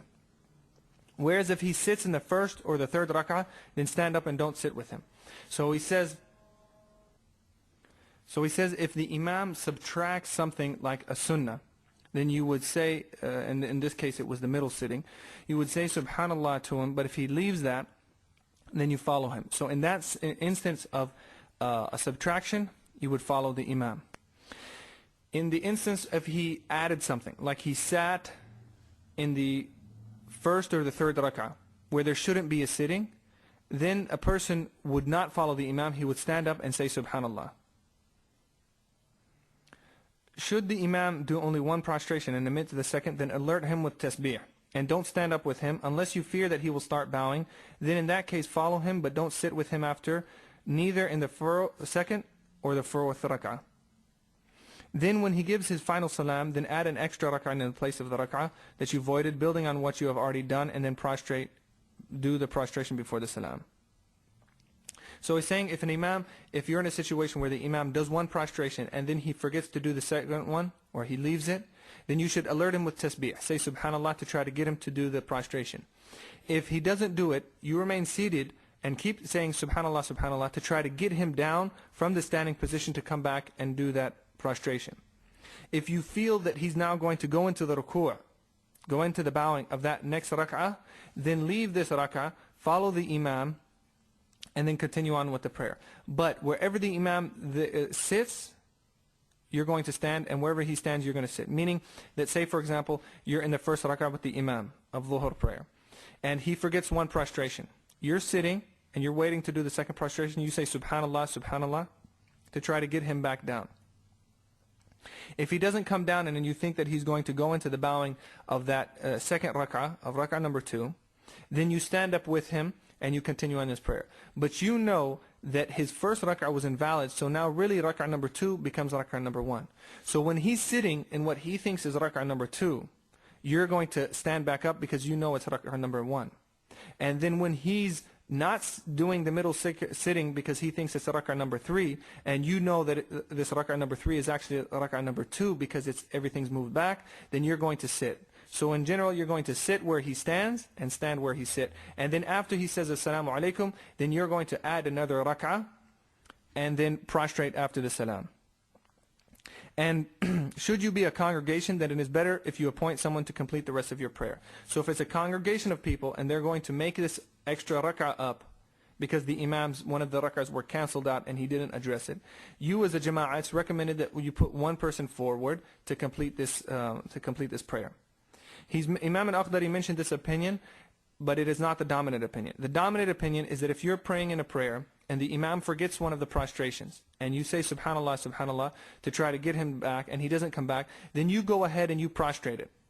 And then you follow the imam sitting where he sits, standing where he stands, and then when he says assalamu alaikum, you say assalamu alaikum. Your prayer is valid and the imam's prayer is invalid, because he didn't come back to the tasbih, the saying of subhanallah by the congregation. So this is one of the only situations where the imam's prayer would be invalid and the follower's prayer would be valid.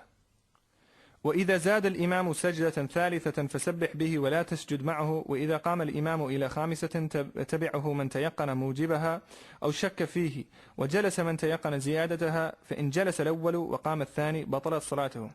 Should the imam add a third prostration, then you should alert him with tasbih, but do not prostrate with him. Also, if the imam stands up for a fifth rak'ah, then those who are certain it is needed, or those who have doubt it is the fourth or the fifth, should stand with him. As for the one who is certain it is an addition, he should remain seated. Should the first ones remain seated and the second one stand, then their prayer is invalid. So if the imam, he mentioned if the imam forgets one prostration. What if he adds a third prostration?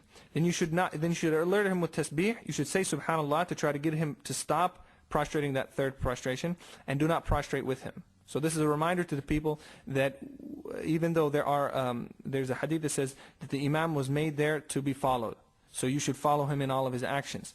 If he adds something to the prayer, he adds an obligation to the prayer, then you do not follow him. And if a person were to follow him, knowing that it is an addition, his prayer is invalid. Also, if the imam stands up for a fifth rak'ah, then those who are certain it is needed, or those who have doubt it is the fourth or the fifth, should stand with him. So if a person, he's praying behind the imam, and now he knows the imam standing up for a fifth rak'ah, or a fourth rak'ah in the case of maghrib, or a third rak'ah in the case of subh. The important thing is that he knows he's standing up for an additional rak'ah that's not needed. If he is certain that it's needed, meaning that he knows that the imam must have done something in the first rak'ah and he's canceling it out and now he's adding an extra rak'ah, or he has doubt about that, he doesn't know, is the imam adding something for a reason or for not? Or you doubt, you don't know, you think it might be an extra rak'ah, but it might just be the last rak'ah and you weren't paying attention. So the person that's certain that that extra rak'ah is needed, or he's in doubt that it's needed, he should follow the imam. As for the one who is certain it is an addition, if you are certain that you know that this rak'ah should not be performed and it is an addition, an unnecessary addition, he should remain seated. Should the first ones remain seated and the second one stand, then their prayer is invalid. So the first ones, meaning the people that should have stood up with the imam, if they stayed seated, their prayer is invalid.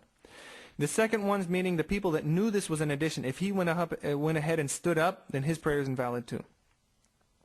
وإذا سلم الإمام قبل كمال الصلاة سبح به من خلفه فإن صدقه كمل صلاته وسجد بعد السلام وإن شك في خبره سأل عدلين وجاز لهما الكلام في ذلك. If the imam says the final salam before the prayer is completed, then someone behind him should alert him with tasbih. If he accepts that, then he should complete his prayer and perform a prostration after the salam. Should he, however, doubt the person alerting him, then he may ask two just persons, and it is permissible in such a case for them to speak. So if the imam says Assalamu alaikum before his prayer is completed, somebody behind him, the followers should not say Assalamu alaikum with him, because that would invalidate their prayer. They should say Subhanallah to try to get the imam to realize that he needs to finish his prayer. So he would have to say Allahu Akbar again, come back in the prayer, and then complete it. If he accepts that, then he should complete his prayer and perform a prostration after the salam. If he realizes that people are saying Subhanallah, Subhanallah, and he needs to complete his prayer, then he goes back into the prayer by saying Allahu Akbar. He completes the prayer, and then after he says Assalamu alaikum, he and the congregation would do a ba'di for the addition. Should he, however, doubt the person alerting him, then he may ask two just persons, and it is permissible in such a case for them to speak about it. So if he's praying and then he makes mistakes, and somebody says Subhanallah, and he doubts whether this person was actually really following the prayer, then he can turn, and if he can just point to two just people, other people in the congregation, and he can kind of make a hand signal or a facial expression, is this true?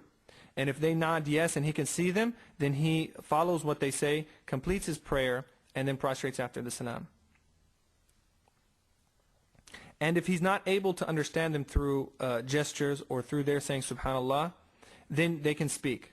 They can say, yes, you owe 2 rak'ahs. But they would only use the least amount of words that are necessary to get the message across. وإن تيقن الكمال عمل على يقينه وترك العدلين إلا أن يكثر الناس خلفه فيترك يقينه ويرجع إليهم. Should he still be certain, meaning the imam, after asking those two just witnesses, should he still be certain he completed the prayer, then he must act according to his certainty unless several people agree with the two. So if he said Assalamu alaikum, and then one person said Subhanallah, and he was doubtful about that, and then he asked two just witnesses, or he motioned to them, and they said, yes, your prayer is deficient, and he still doesn't believe them, he still has certainty, then he acts according to his certainty, meaning that he doesn't have to complete his prayer is valid. Unless several people agree with the two. If more people in the jama'ah or the entire congregation, now it's 5 or 10 people, agree with them, then he leaves his certainty and he follow what they say. Because now it's come to a point where there's so many people that it's impossible for them to have got together and lied and said, let's make this let's fool the imam. So he should leave his certainty and follow with what they say. So with this, تم بحمد الله كتاب al-Akhdari. With this completes the recording of the book of Imam al-Akhdari. وَلِلَّهِ الْحَمْدِ. May Allah make us from the people that learn this and know it well and then implement it. And then spread it to the people that need to know it. And be constant in our review of this and other matters of the deen. And that we remember that the biggest or the best way for a person to increase in his knowledge is to have taqwa of Allah. Because Allah says in the Quran that whoever has taqwa of Allah, Allah will teach him.